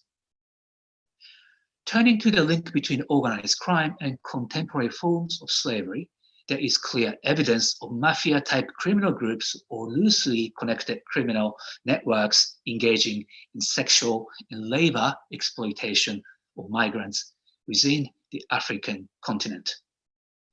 Examples of exploitation include criminal activities, for example, in forced prostitution, shoplifting or pickpocketing, forced begging, or drug production and trafficking. Many African migrants are also exploited in the formal and informal economies in sectors including agriculture, domestic service, mining, and charcoal production. In addition, as highlighted by the Special Rapporteur on Trafficking, the recruitment and use of children in armed conflict and terrorist activities have also been reported in countries such as Kenya, Mali, Nigeria, Somalia, and South Sudan, and this is where there is a clear link between contemporary forms of slavery and terrorism or armed conflicts. Operations of organized criminal groups are highly sophisticated and dangerous, and they often lead to grave human rights violations, including various forms of slavery. Therefore, all states must take concrete actions against organized crime. In addition to increased penalties for members of criminal groups who engage in contemporary forms of slavery, intelligence-led law enforcement, robust financial investigations, and criminal asset recovery are needed. Further, access to wider support, justice, and remedies for victims must be secured. I have so far seen a number of good practices among African states, but there is a pressing need to address interlinked issues such as corruption, regional insecurity, poverty, and other root causes of contemporary forms of slavery. I stand ready to support African government, national human rights institutions, civil society actors, regional human rights and other organizations, and of course, survivors themselves in ending contemporary forms of slavery for all. Thank you very much for your attention. Merci beaucoup, Monsieur Tomoyao Bokata, pour votre intervention, puisqu'elle était essentiellement centrée sur l'impact de la COVID-19 sur les migrants, notamment l'impact socio-économique. Merci également d'avoir évoqué de bonnes pratiques, à l'exemple de l'Afrique du Sud et de la Tunisie, d'avoir mis en place un fonds d'aide au profit des migrants, dans la mesure où beaucoup de ces migrants ont perdu leur emploi. Et également, je prends note des appels à l'endroit des INDH, des ONG, également des victimes de la traite, de manière à pouvoir travailler de manière beaucoup plus inclusive sur la question des formes d'esclavage. Merci beaucoup. Alors, sans plus tarder, je vais passer la parole à M. Godwin Morka, mais que je ne vois pas. Est-ce que M. Godwin est parmi nous? Non, je ne pense pas. Qui était le représentant notamment du... Ah, il est là, il est là. Bonjour, voilà. M. Godwin est parmi nous. Vous avez la parole. Merci, vous avez la parole. Merci. Your Excellencies, thank you so much for this opportunity. I'd like to switch off the video in order to conserve bandwidth because of fluctuations of our internet here, if you don't mind. I'd like to speak concerning 3 issues as concerns Nigeria: human trafficking, internally displaced persons, and situation of refugees in Nigeria. As you all are aware, human trafficking is a big problem for Nigeria. Nigeria is everything about trafficking. It's a source, it's a transit and destination country. And there's a weak problem of trafficking of Nigerians internally, especially because 75% of trafficking is internal.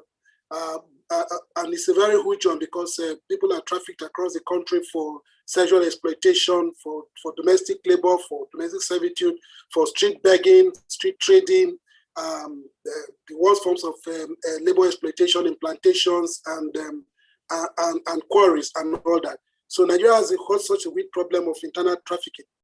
But externally, trafficking to the West African region is also very huge. I have lots and thousands of Nigerians who are trapped in sexual slavery, places like Mali, Cote d'Ivoire, Burkina Faso, Ghana, and so on and so forth. So for us in Nigeria, those are the issues that confront NAPTIP at all times.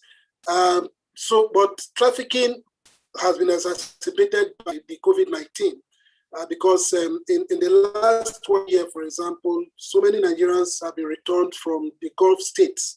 That's another area that is of big concern to Nigeria, because in the last, about 3-4 years ago, this phenomenon of recruitment of young ladies, usually between the ages of 21-35, for domestic work in the Gulf states became very, very noticeable. And there have been a lot of cries of being enslaved, being forced into sexual exploitation. Some of them are not paid, some are beaten, and actually treated as slaves.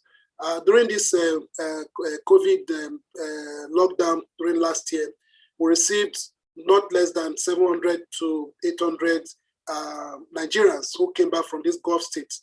So it's such a big issue. There's a lot of efforts to stem the trafficking of these young men. Nigeria is involving a bilateral labor agreement with Gulf states and other countries that may need the services of unskilled workers. But there's a lot of agencies that are crooked, are involved, and they try to. There's a moratorium on the traffic, on the issuance of visas for work for such menial jobs.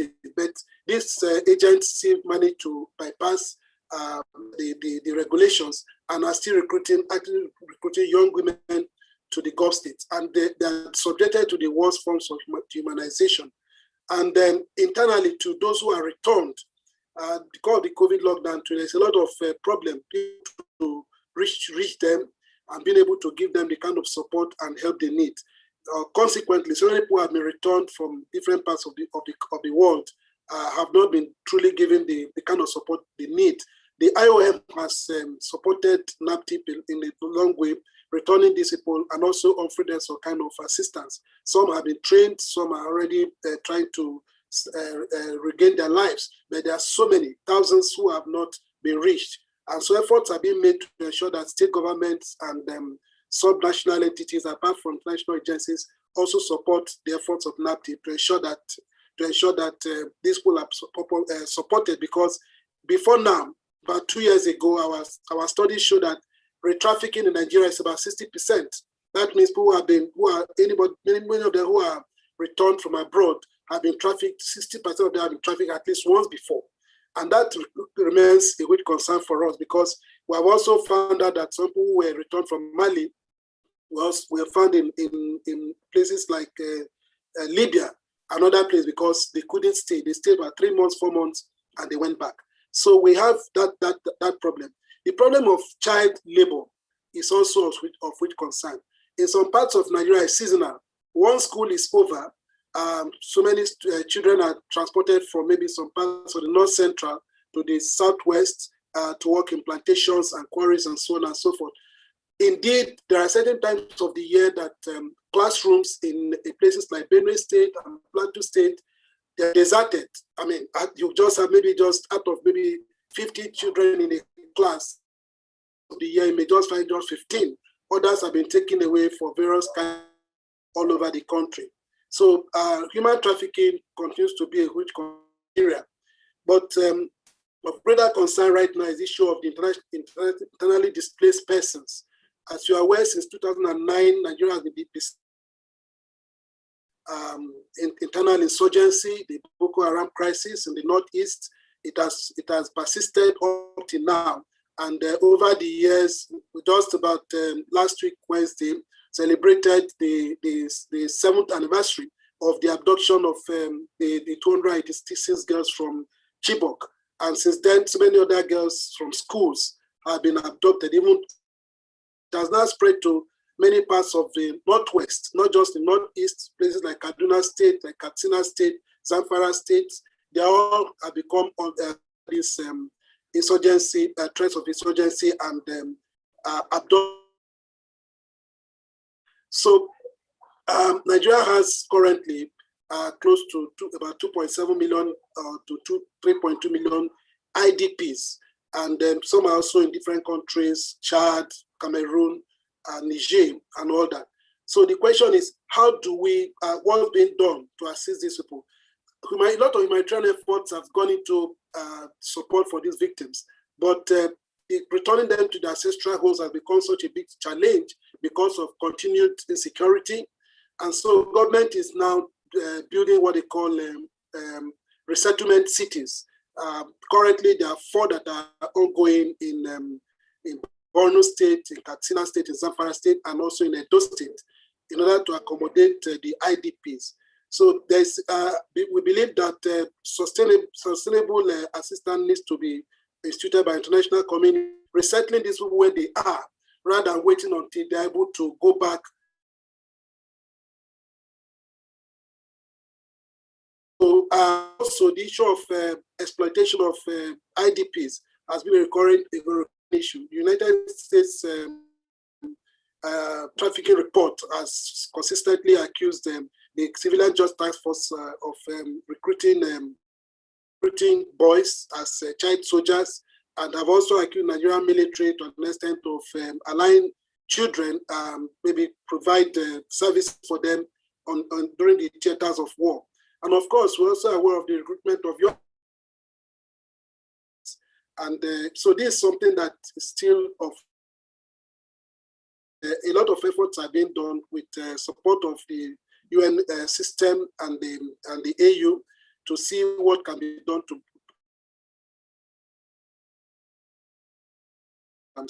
And it seems it's a very viable one because these two have been in this. Monsieur Godwin, votre temps est épuisé. Il n'est plus avec nous, je pense qu'il a terminé. Just.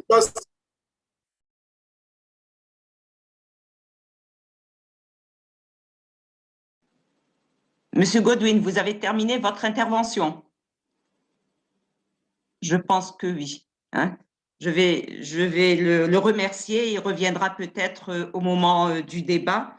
Donc, merci, Monsieur Godwin Morka, pour votre intervention essentiellement centrée sur la question de la traite des êtres humains au Nigeria, également la question des réfugiés, des migrants et des déplacés internes, qui est une question cruciale au Nigeria, lorsqu'on sait, comme vous l'avez dit, que le Nigeria accueille à peu près 3,5 millions de déplacés internes, en plus de réfugiés. Merci également d'avoir mis l'accent sur ce phénomène d'enlèvement des enfants qui a commencé avec les filles de Chibok et qui s'est encore révélé être encore récurrent, puisque dernièrement encore des lycéens ont été enlevés, mais je crois restitués à leur famille. Alors c'est vrai, se pose la question des solutions. Quelles seraient les solutions durables? Tout d'abord, peut-être effectivement réinstaller ces personnes, mais également trouver les moyens de prendre en charge aussi bien les migrants de retour, mais également les déplacés internes, surtout dans l'État de Borno. Merci encore. Alors, je vais passer la parole à Monsieur Patrick Youssef, représentant du Comité international de la Croix-Rouge, qui va nous entretenir sur la thématique de la disparition des migrants en Afrique. Merci beaucoup. Monsieur Patrick Housset, vous avez la parole. Merci, Honorable Commissaire. I'll just switch to English. Excellencies, ladies and gentlemen, first and foremost, I would like maybe to first acknowledge the leadership role that you are exercising on behalf of many Africans. Excellency Chairperson Derso, also for your leadership. It's a great honor for me to participate in this session and to speak on behalf of the ICRC, but also on behalf of many colleagues working along migratory routes, those who are trying to bring answers to the families of the fate of their missing loved ones, or trying to provide some sort of support, either psychological, socioeconomic, or legal. It is clear that the plight of migrants is without doubt a humanitarian issue, but also a political issue. A humanitarian issue that requires a lot of efforts and commitments from all of us. And my intervention today will honestly focus on how to reduce human suffering as a result of this crisis. But first, I would like to commend the African Commission on the proposed resolution on missing migrants in Africa. With hopefully its adoption, this would be a major step forward towards strengthening the commitment of African states on the issue of missing migrants and setting a groundbreaking example for states in other regions to follow, as the Kampala Convention, for example, has been at the forefront of dealing with humanitarian crises with such amplitude. As we all know, the alarming number of migrants that go missing in Africa is quite staggering. By the end of 2020, only last year, the ICRC, but also the Red Cross and Red Crescent organizations across the continent had collected more than 6,000 requests from African families looking for relatives who have gone missing along those migratory routes in Africa, or when trying to reach Europe, Yemen, or Saudi Arabia. And what we understand is that almost a third of them, almost 2,000, are of children. So most of them left from the DRC, the Ivory Coast, West Africa, but also the Horn in Eritrea, from Ethiopia, and other contexts. And these represent only those reported to the ICRC and to the Red Cross and Red Crescent movement. But in reality, we all know that these numbers are quite modest and don't represent the exact figures. But in some circumstances, migrants might prefer not to be in touch with their family until they reach their desired destination, or at least until their legal status is regularized or they're no longer stranded. And migrants might also want to protect themselves or their families from potential public investigations, from being arrested or deported, or from facing problems with traffickers and smugglers.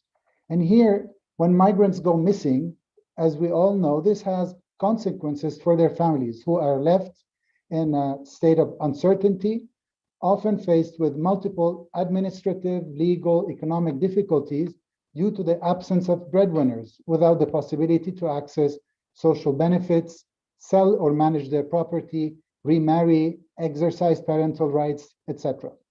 So, Madam Commissioner, the experience of the Red Cross shows that the suffering caused by migrants going missing can be significantly reduced by focusing on 3 humanitarian priorities. The first one is by preventing migrants from going missing. It is undeniable that migration policies and law can impact the risk of migrants going missing. Migration policies that aim to prevent people from reaching a territory lead migrants to resort to irregular pathways along their dangerous routes, often crossing countries experiencing wars and violence. We all mentioned the case of Mali, the Sahel, but also Libya. And in these circumstances, irregular migrants are often compelled to stay in hiding, particularly at the mercy of smugglers and traffickers. And that's obviously, that brings the risk to inevitable high costs. Migrants might also be arrested and held in detention, as many of our colleagues in the Red Cross visit those and don't have any access to the outside world. As we know, states should therefore review as soon as possible and on a regular basis the impact of their migration policies and laws to ensure that they do not raise or create the risk of migrants going missing in accordance with international legal obligations. So I would like to highlight the necessity to render assistance to persons in distress at land and sea in accordance with international obligations, and that saving lives must remain our collective priority. The second one is in terms of the search and identification of missing migrants. Special attention should also be given to the recovery of dead bodies, as well as efforts directed at determining their identity, providing their families with answers on their fate and whereabouts, and preventing them from becoming missing persons. So taking into consideration the cross-border dimension of the migratory route, authorities in the countries of origin, transit, and destination should standardize the collection of information about missing migrants and dead bodies at national and transnational levels, and establish clear pathways for data to be collected, accessed, and shared for the sole humanitarian purpose of clarifying the fate of and whereabouts of missing migrants, and indeed informing their families. So the motive remains of migrants should certainly also be buried with due consideration for the probable faith and customs of the person, so to ensure that the body is still traceable after the burial. All these points connect to bring solace to the families at the end of the process. And the third and last point is about addressing the specific needs of families of missing migrants. As we know, the search process is always painful, and families of missing persons, including migrants, live in a permanent state of anguish and not knowing whether their relatives are alive or dead. And they may experience suffering when visiting morgues, when looking at pictures of dead bodies to try to identify their loved ones, or when providing information of biological samples, or confronted again with the atrocity of waiting and waiting and waiting endlessly for information. So protocols for the search and identification should limit as much as possible the suffering of these families. And moreover, relatives of missing persons, including migrants, are often faced with administrative, legal, and economic challenges that really need to be addressed. So in closing, the Red Cross is still committed to continue working with the responsible authorities and would certainly call on regional bodies such as the African Union and the Commission to continue exercising that leadership role and hopefully reinforce the role as well of national societies, national Red Cross and Red Crescent societies in the context that they work in the humanitarian field, and to facilitate and enable their work. As Mr. Obokata just mentioned, one of the problems that COVID-19 has put on our shoulders is indeed to be able to do our work, is to be able to access people stranded and in need of assistance. Madam Commissioner, back to you. Thank you very much.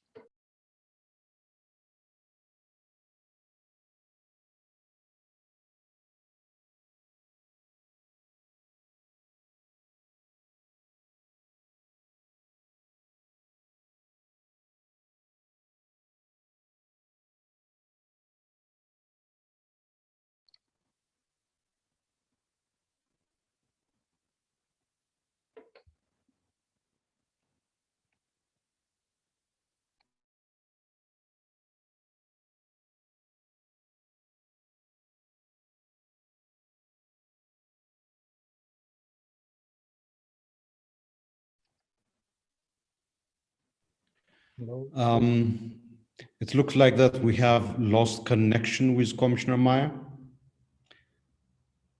Let me check. Apologies. Let me check if we have another speaker. Yes, I'm there. Okay. Yes, please. Can you, in the meantime, while we try to establish connection with Commissioner Maya, the next speaker is Mr. Willy Buluso. You have the floor, please. Oh, merci beaucoup, Monsieur le Président. Merci à la Commission africaine des droits de l'homme et du peuple pour cette opportunité qui nous est donnée de pouvoir faire notre brève présentation sur les questions des violations des droits de l'homme qui touchent les migrants. Et particulièrement, nous allons axer notre présentation sur les enfants. Permettez-moi, Madame le commissaire, de pouvoir ajouter un élément de plus en plus de différents facteurs qui ont été donnés et qui sont à la base de la traite des enfants en mouvement. Je dirais l'augmentation de la connectivité d'Internet dans les pays africains, ainsi que le boom du secteur du tourisme, permet à ce que les enfants puissent se retrouver victimes de la traite à travers des mouvements interfrontaliers. Je voudrais appuyer ma présentation par quelques chiffres clés qui sont issus de nos recherches, de nos travaux de recherche, ainsi que des travaux qui ont été établis par différentes organisations qui travaillent dans la protection de l'enfance. Selon le tout dernier Global Report on Trafficking in Persons, il est clair que 56% de cas de l'exploitation sexuelle des personnes, de l'exploitation des personnes en mouvement entre pays, 56% des victimes sont dans ce qu'on appelle le travail forcé. Et 29% sont victimes de l'exploitation sexuelle. Donc, vous comprendrez que parmi les victimes des violations des droits de l'homme qui sont appelées à traverser une frontière vers une autre, il y a au moins 30%, 29 à 30% qui sont victimes de l'exploitation sexuelle. Et parmi ces victimes de l'exploitation sexuelle, il est important de noter que 46% des victimes de la traite humaine représentent les enfants. Ça, c'est un chiffre très important. Et selon la dernière étude que nous avons faite, l'étude faite par ECPAT International, il est important de souligner que parmi les victimes de la traite à des fins sexuelles, 30% sont des garçons. Il est unanimement connu que les victimes de l'exploitation sexuelle, les victimes de la traite à des fins sexuelles sont des filles, mais il est important de souligner que parmi ces victimes, 30% sont des hommes. Et un grand nombre de victimes vivent cachées à cause notamment d'une des grandes manifestations qui est le fait que ces victimes manquent de papiers. Le fait que ces migrants sont sans documents renforce leur victimisation. Et la dernière étude que nous avons effectuée sur les profils des victimes, c'est une étude que nous avons faite en collaboration avec Interpol. Il a été établi que 60% des auteurs, perpétrateurs, des auteurs de la traite des enfants à des fins sexuelles sont des hommes. Ça, ce sont quelques considérations que nous devons prendre en charge, que nous devons prendre à l'image lorsque nous étudions cette question. Je m'en vais, tel que demandé par Madame la commissaire, faire un petit mapping qui va conclure ma présentation. En ce qui concerne la région en Afrique, nous avons premièrement en Afrique australe le cas de l'Afrique du Sud, qui est comme une puissance économique et qui est une destination pour les enfants, y compris les jeunes enfants en provenance de pays comme le Zimbabwe, le Mozambique et la Zambie, qui se retrouvent victimes de la traite à des fins sexuelles en Afrique du Sud. Nous avons récemment eu des cas de filles qui sont venues de l'Asie, du Népal, sous prétexte de venir faire des danses traditionnelles dans des bars et des bistrots au Malawi, mais dont le cas est fini par être transformé en exploitation sexuelle. ECPAT International, en collaboration avec nos partenaires en Asie, nous avons aidé à localiser ces filles et à faciliter les rapatriations. En Afrique de l'Est, il y a le cas du Kenya et de l'Éthiopie. Le Kenya est considéré comme étant un hub des filles qui sont commercialisées, je peux dire, qui sont victimes de la traite, qui viennent du Burundi, de l'Ouganda et de l'Éthiopie et qui transitent par le Kenya avant d'aller travailler dans les pays de l'Afrique, dans les pays du Golfe. En Afrique centrale, nous avons de nouvelles manifestations de la traite des enfants qui traversent les frontières pour aller travailler dans les secteurs miniers en RDC et qui sont exploités, y compris sexuellement dans ces pays. Et pour terminer, en Afrique de l'Ouest, nous avons le cas de la Gambie, de jeunes filles qui sont recrutées au Sénégal pour aller travailler être exploités sexuellement dans le secteur du tourisme en Gambie. Et enfin, nous avons ce qui se passe au Nigeria, la grande route du Nigeria vers l'Europe, où des jeunes filles ou des enfants ont été sexuellement exploités dans la route de la migration. Je terminerai, Monsieur le Président, ma présentation par 3 recommandations principales.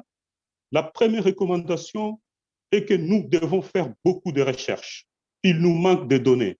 Il nous manque de données pour pouvoir appuyer notre plaidoyer à ce sujet. Il faut que nous fassions beaucoup de recherches sur le cas de la traite des enfants en détresse sexuelle pour permettre d'appuyer notre plaidoyer.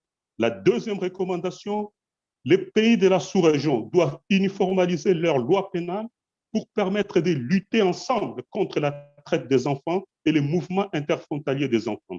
Et enfin, nous sommes en train de faire un plaidoyer et nous demandons aux pays de la sous-région de pouvoir partager les données des mouvements des enfants à travers pays A vers pays B, afin de pouvoir permettre à ceux-là qui travaillent dans la lutte contre l'exploitation et la traite des enfants de pouvoir partager les informations et protéger nos enfants contre la traite.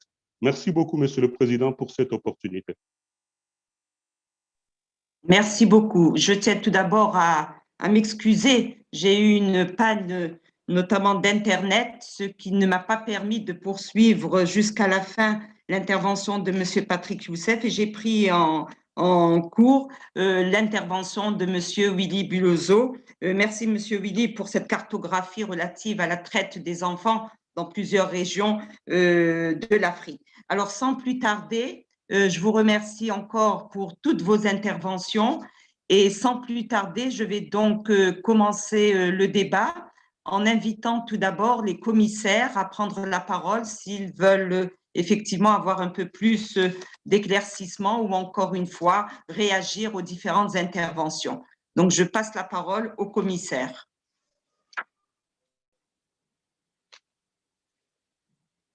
Est-ce qu'il y a un commissaire qui voudrait intervenir à la suite de ces différentes interventions tout aussi éloquentes?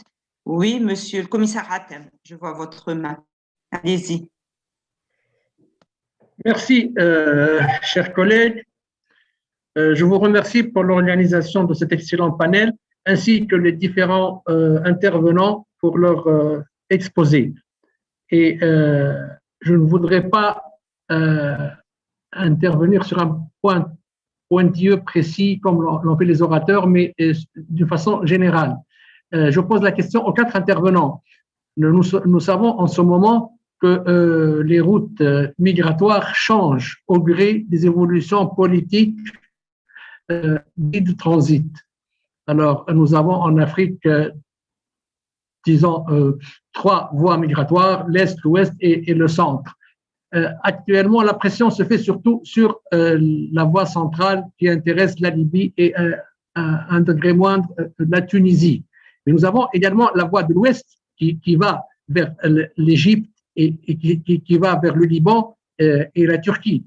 Et là, il faudrait signaler et stigmatiser certaines politiques de certains gouvernements qui font pression sur l'Europe ou qui, si vous voulez, monnaient la présence de migrants. Ils ouvrent les vannes, ils font des appels d'air, et ça, donc, ça crée des situations explosives pour les migrants qui fuient la violence. Je pense aux Syriens, aux Afghans et autres, mais également à nos frères africains.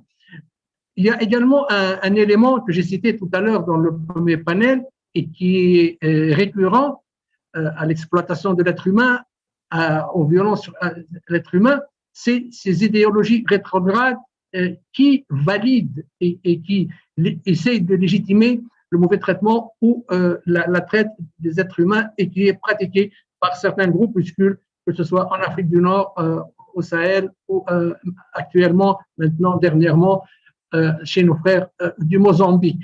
Donc, actuellement, bon, la question que je poserai de façon précise, actuellement, en avril 2021, que pensez-vous, où se situe la pression migratoire? Est-ce sur l'Afrique, sur la route centrale, Tunisie, Libye, ou bien l'Ouest vers le Liban, Syrie et Grèce?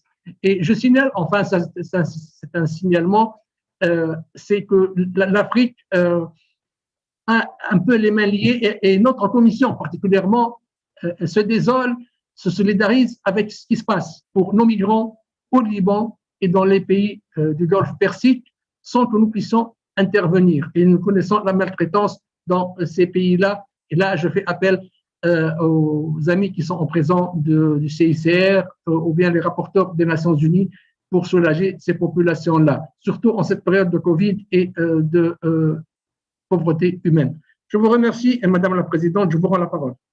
Merci beaucoup, commissaire Hatem, pour vos observations et vos questions. Est-ce que notre commissaire voudrait prendre la parole?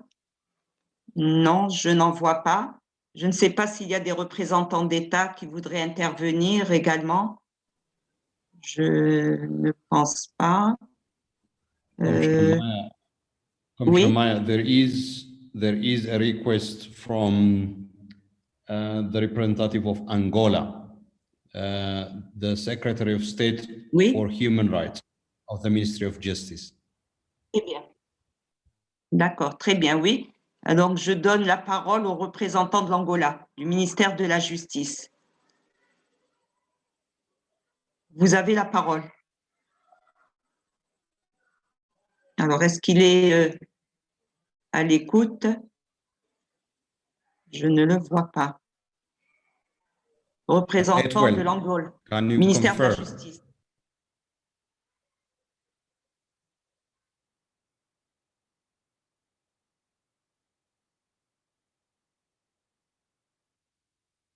Non, je ne vois pas. Yeah, it looks like that they're not around. Oui. Alors, est-ce qu'il y a d'autres ONG peut-être qui voudraient également prendre la parole autour des différentes communications? Je ne vois pas, même sur le chat. Je crois que l'Angola, est-ce que l'Angola est de retour? Oui. Oui, je crois que l'Angola est de retour. Vous pouvez prendre la parole.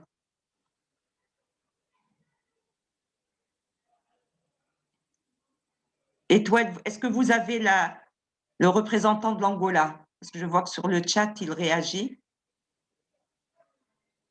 Non? Oui? Non plus. Je ne... Si, voilà. Je pense que c'est bon. Allez-y, vous avez la parole.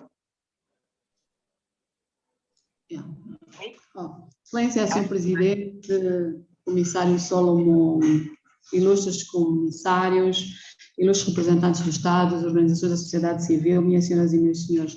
É para nós uma grande alegria poder participar neste painel, liderado pela comissária Maya Fadel, em que intervêm 2 relatórios especiais das Nações Unidas, o CICV e representante da Nigéria.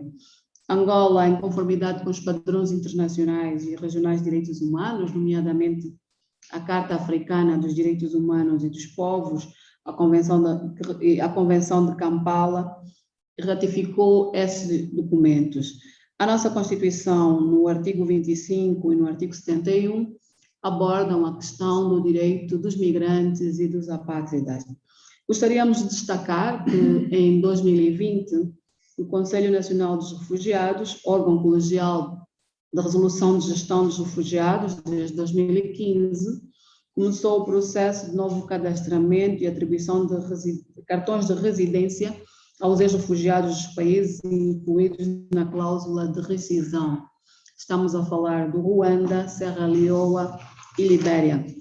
Ao abrigo da lei e como forma de melhor integração, de integrar essas comunidades, serão criados 3 postos de registros na província de Luanda e mais 17 postos, um em cada província.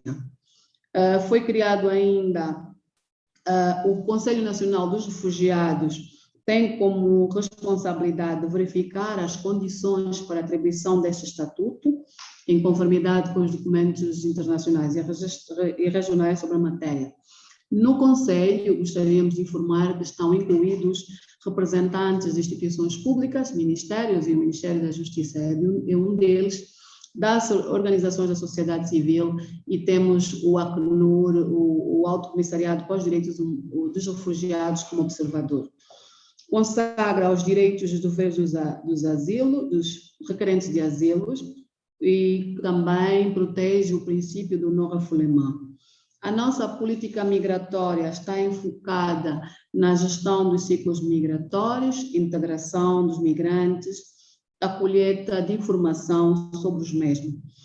Para abordar essa questão, Angola é Estado parte de várias diretrizes e convenções. Os dados estatísticos indicam que vivem legalmente em Angola perto de 150 mil cidadãos estrangeiros de várias nacionalidades. No ano de 2020, força da calamidade da pandemia da Covid-19, houve um decreto que tornou válido, inclusive, os documentos de estrangeiros que tinham sido caducados para a revisão da situação e foi proibida a interpelação dos cidadãos estrangeiros em situação irregular. Os refugiados em situação de vulnerabilidade também foram abrangidos com apoios e ajudas, como cestas básicas. Neste momento, como já dissemos, Angola está também a registrar os cidadãos angolanos que estão no estrangeiro, maioritariamente ex-refugiados, na República da Namíbia, da África do Sul, na Zâmbia, na República Democrática do Congo e no Congo-Brazzaville. Este registro está a ser coordenado pelo Ministério da Justiça e dos Direitos Humanos, prende-se sobretudo para evitar que esses cidadãos angolanos fiquem numa situação de apatridia. Angola é parte dos principais instrumentos sobre o tráfico de seres humanos. Foi recentemente aprovado e entrou em vigor o novo Código Penal, com relevantes disposições na matéria desde fevereiro de 2020. Gostaríamos de ressaltar também que Angola tem um plano de ação de combate ao tráfico de seres humanos. No âmbito da implementação do plano, está a desenvolver um projeto de apoio às vítimas de tráfico de seres humanos, em colaboração com a Organização Internacional das Migrações. Angola, em termos estatísticos, conta com 115 casos, de 2015 a 2021, destes, 27% já têm uma sentença.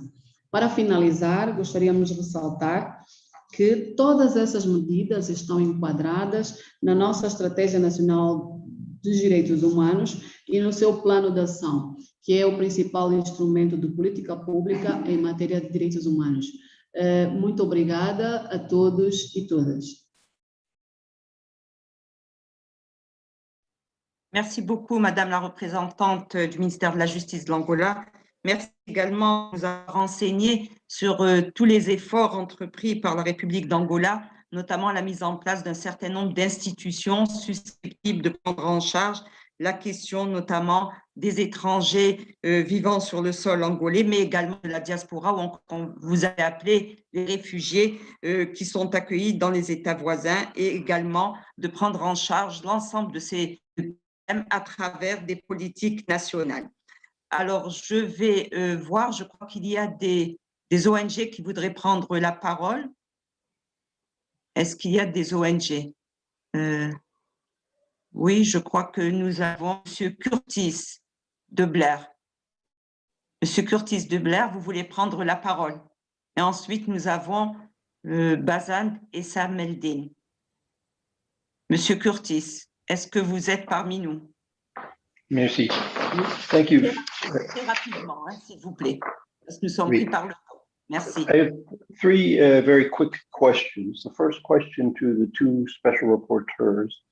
Are there concrete examples of how the special rapporteurs might be able to assist lawyers who are trying to protect these individuals in national courts? Can they do amicus briefs? Can they help provide evidence? Are there concrete examples of that? Secondly, a general question to all the speakers: would the recognition of climate refugees be a useful tool to assist in the protection of migrants going across borders, and would it help states or NGOs even to be able to protect these migrants in Africa. As we know, the African Convention on the Protection of Refugees or Problems of Refugees in Africa has a provision that is sometimes interpreted to cover migrant refugees, although UNHCR is not always consistent with that. And lastly, for Mr. Belloso of IPAC, he asked about the collection of data. Would it be valuable to provide data from asylum processes abroad? For example, the organization that I'm currently with while I'm on partial leave for my academic post is the Organization for the Protection of Refugees and Legal Services in the United States. And we collect quite a lot of testimony from literally thousands of refugees and hundreds from Africa each year. Would that evidence, at least in a general sense, not identifying the people, but identifying some problems, would that be valuable to his organization and to the effort that he thought is needed for advocacy? Thank you very much.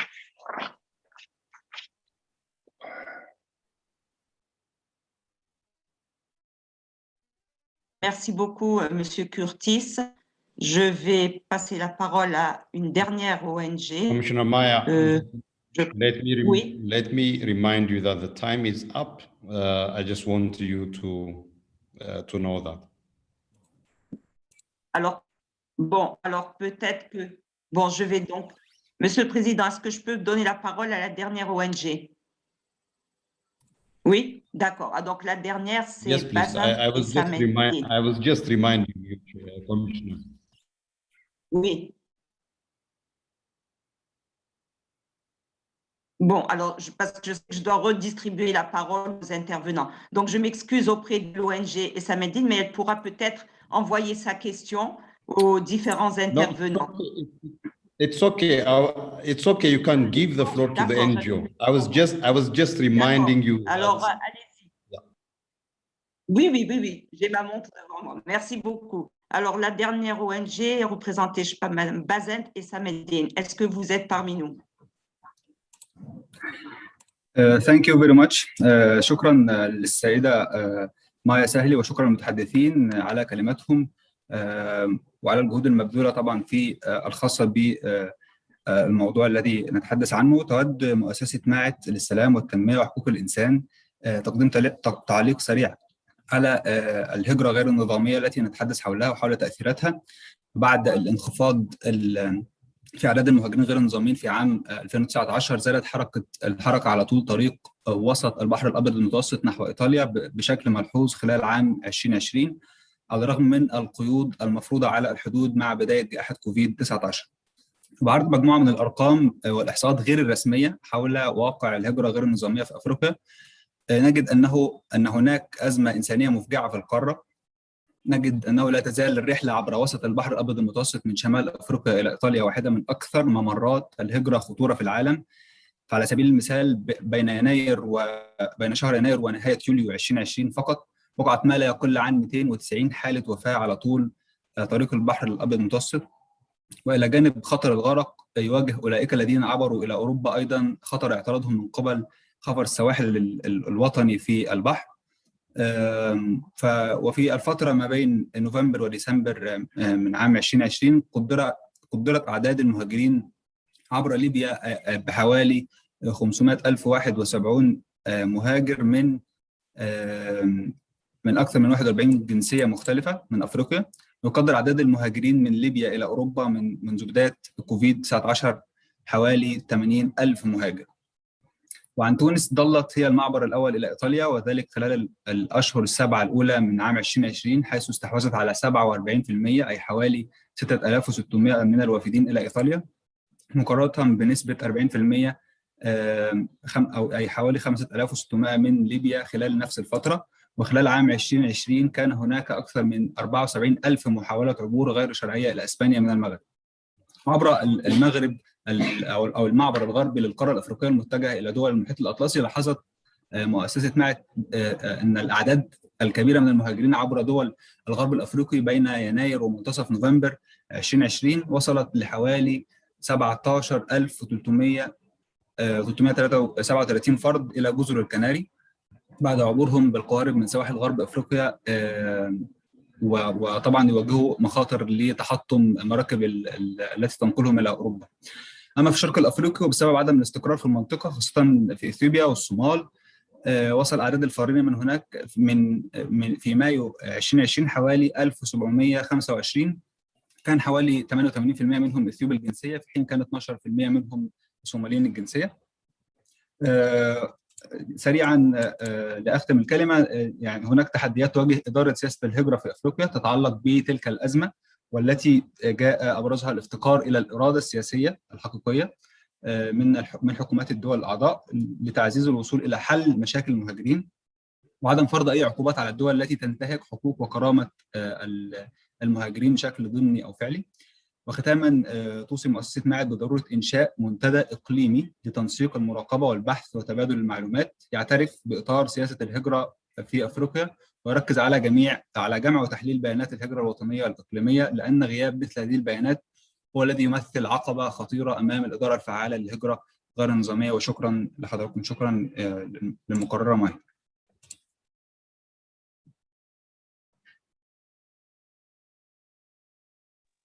شكرا على المداخلة وعلى المعلومات القيمة. شكرا.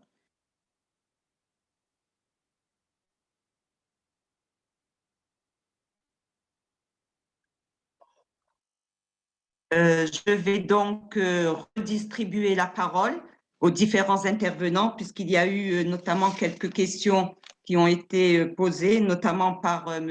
Hatem et également M. Curtis. Alors, qui voudrait prendre la parole parmi les panélistes avant de clôturer? Monsieur, oui, allez-y, vous avez la parole. Thank you very much.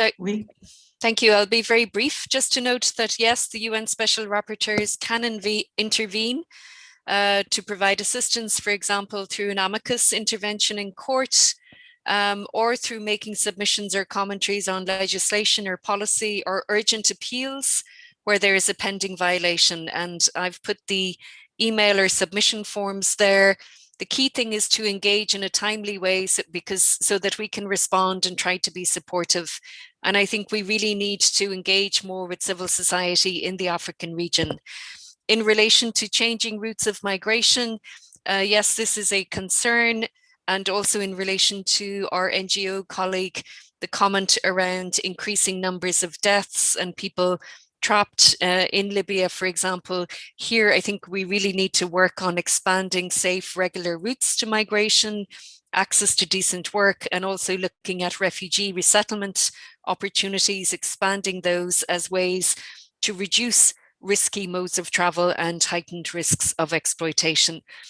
So thank you for that. And I would encourage colleagues and NGOs to get in touch with the special rapporteurs and to see if we can be of assistance to your work on the ground. Thank you.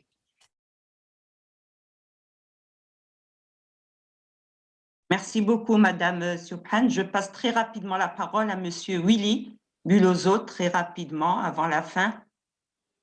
Très rapidement, honorable commissaire Hatem, je voudrais dire qu'il y a des cas, de très bons exemples qui font le suivi des victimes à partir des pays sur la route de la migration. Je donne l'exemple du Kenya qui a mis un conseiller auprès de l'ambassade au Qatar chargé des questions de trafficking in person, de la traite pour protéger les ressortissants kenyans. And coming back to your question, Mr. Curtis, I will say that in the way you are collecting data, if you have information that we can link and we can use in our advocacy against trafficking of children for sexual purposes, I would like you to share your email in the chat books and I will be in touch with you. Thank you so much.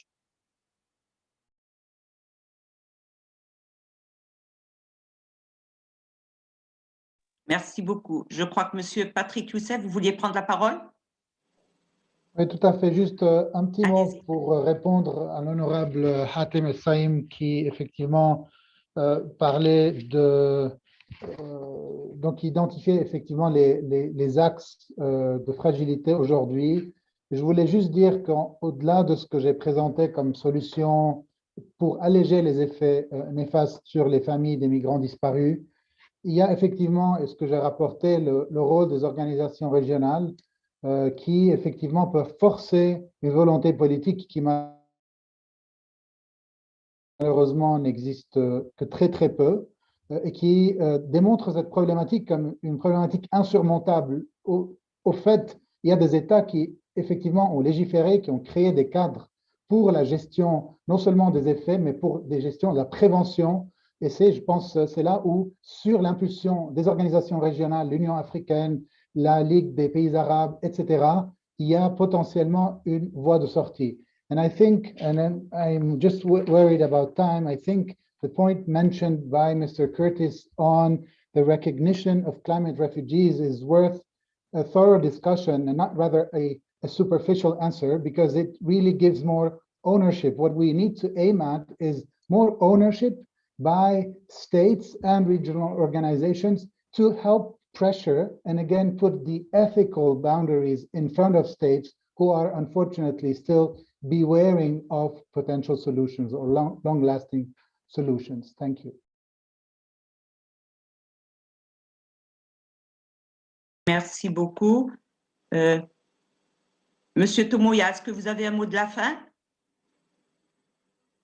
Non? D'accord. Merci beaucoup. Alors, avant même de clôturer, je voudrais encore une fois vous remercier tout particulièrement pour vos excellentes interventions et puis surtout qu'elles ont suscité un certain nombre de questions. Le débat a été effectivement très riche. Alors, je voudrais quand même dire que ce panel qui nous a réunis face à une problématique, je dirais, du moment et d'actualité, est un panel qui renvoie également au décloisonnement entre nos différentes institutions. Je voudrais rappeler que si les deux rapporteurs spéciaux sont avec nous aujourd'hui, c'est dans le cadre de la feuille de route d'Addis Abeba. Si M. Patrick Youssef est également avec nous, c'est dans le cadre du mémorandum d'entente que la Commission africaine a avec le Comité international de la Croix-Rouge.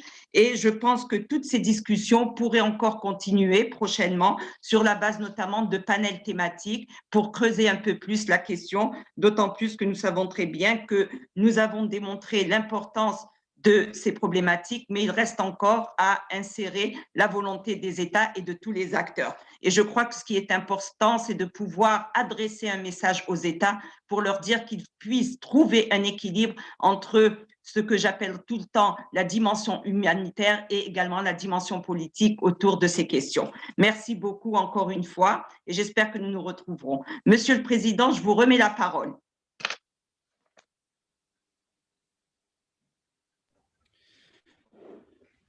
Thank you very much to you, Commissioner Maya, and to all the members of the panel for what has been a very rich and robust exchange of information and also the work of the various organizations, the UN Special Rapporteurs, NGOs, as well as the ICRC, working with the African Commission on this important topic. I am particularly mindful of the fact that Commissioner Maya plans to have a follow-up of this specific thematic area through a resolution in order to ensure that this specific theme is also adequately engaged through the mechanisms of the African Commission on Human and People's Rights. Indeed, the question of missing migrants has been a topic in the course of today, including with the intervention earlier in the day of the representative of the ICRC. As you can see, the kinds of experiences that migrants face and refugees face as they seek asylum, as they seek refuge in various countries. Clearly, it is a question about finding appropriate policy, institutional, and legal protection measures at the national level, at the regional level, and with a tailored intervention focusing on countries most vulnerable to experience these exodus of citizens due to various economic, social conflict pressures, and indeed the migration routes, and also the whole question of regularizing migration, the whole question of ensuring a more humane migration flow and process.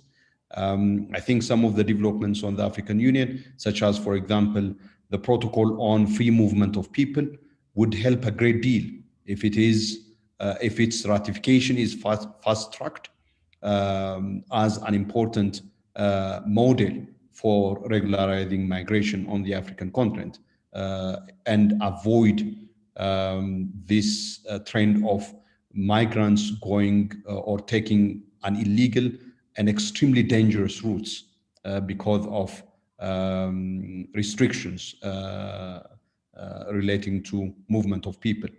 The requests, out of 6,000 requests for finding missing persons, 2,000, 1/3 is relating to children. This is a huge figure. And I do hope that Commissioner Maya, through Commissioner Maya and the work of all of you, we continue to pay attention to and initiate various responses in order to address the plight of migrants, to protect them from getting lost and missing along the way as they seek a better place and refuge, as well as protection. And that brings us to the end of today's session, and therefore I wish to take advantage of this session, this particular panel, for us at the African Commission to urge and mobilize and call on states parties to the African Charter to ratify the the Treaty on Free Movement of People in Africa. The ratification of that treaty would help a great deal in protecting migrants and refugees. I thank you, Commissioner Maya, and all the members of the panel, as well as colleagues, honorable members of the Commission. I also wish to thank states parties, as well as distinguished delegates of NHRIs and civil society organizations, including those who took the floor to participate during the course of this panel.